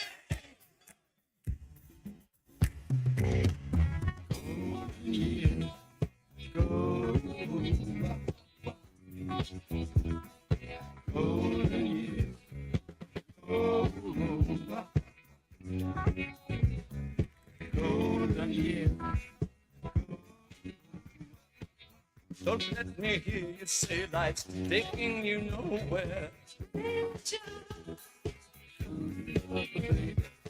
Look at that sky, life's begun. Nights are warm and the days are young. That's my favorite aspect of Find Halftime on 99.5 in Northwest Arkansas, 95.3 in Fort Smith and the River Valley, 96.3 in Hot Springs and Central Arkansas, 104.3 in Harrison and Mountain Home, and everywhere on hitthatline.com. Join the conversation. Call or text 877-377-6963. Now back to the hosts. Here's Phil Elson and Matt Jones. Justin texted in and said he saw a lot of Tennessee fans driving on Interstate 40 towards Oklahoma, which he likes as it shows that Arkansas is no longer on the outskirts of the SEC. He's right. You never had fans driving through unless maybe some LSU fans driving up to Columbia for a Missouri game. Pretty cool that the Denver Broncos got the name the Orange Crush because there's so many teams that, the Tennessee Orange Crush just sounds cool, but the Denver Broncos are the Orange Crush. And they came up with that in the 70s, too. You thought Tennessee's got a little more of like a cream-colored orange. It's the worst. Orange. Any color orange on a football field just looks like it doesn't belong. Orange belongs in the Deerwoods. That's where you wear orange. If you're an orange-colored school, get out of here. Going to be a lot of orange at that at Jordan-Hare Stadium tomorrow, Matt. It's a big stadium. 88,000 is what they've been fitting in this year. You remember 1-1 at that one of the more stadium. difficult places to play? I was hurt one game, and then one game I was young, and Fred Talley rushed for a lot, and we were able to win. 1-1 up there, and then 1-1 in Donald W. Against Auburn. Auburn was always fat. I mean, back then, Jason Campbell, Ronnie Brown, Cadillac Williams, Brandon Jacobs, Carlos Dansby, they just had dudes. And they still do. That's what I mean. When Arkansas is going to play Auburn, they still got dudes. I mean, they got some 4-stars. They got athletes. They'll have two. I mean, we're going to get to see them play on Saturday. But for the most part, man, Auburn puts somebody in the NFL every year or two. Well, I know Matt is on Hog Reaction tomorrow night. I'll have your Learfield pregame show 11:30 in the morning. Of course, Arkansas Game Day kicks the football day off at 9:30 in the morning. And kickoff is 2:30, so should be a good game, and we'll hash it all out on Monday. Matt, hope you have a great weekend. It was a good week of sports talk here. You got it made, Phil. Lucky you, man. I'm jealous. You get to go and watch the Hogs get a victory on the road, man. You're gonna have a front row seat. Well, we'll see. Well, it's actually more like 30 rows back in the corner of the end zone, but it will work very well for us for the most part. Make sure you stay tuned for Ruskin and Zach coming up in a moment, and our Eastside Liquor Halftime Podcast will have all the highlights of this very radio show that we are signing off with right now.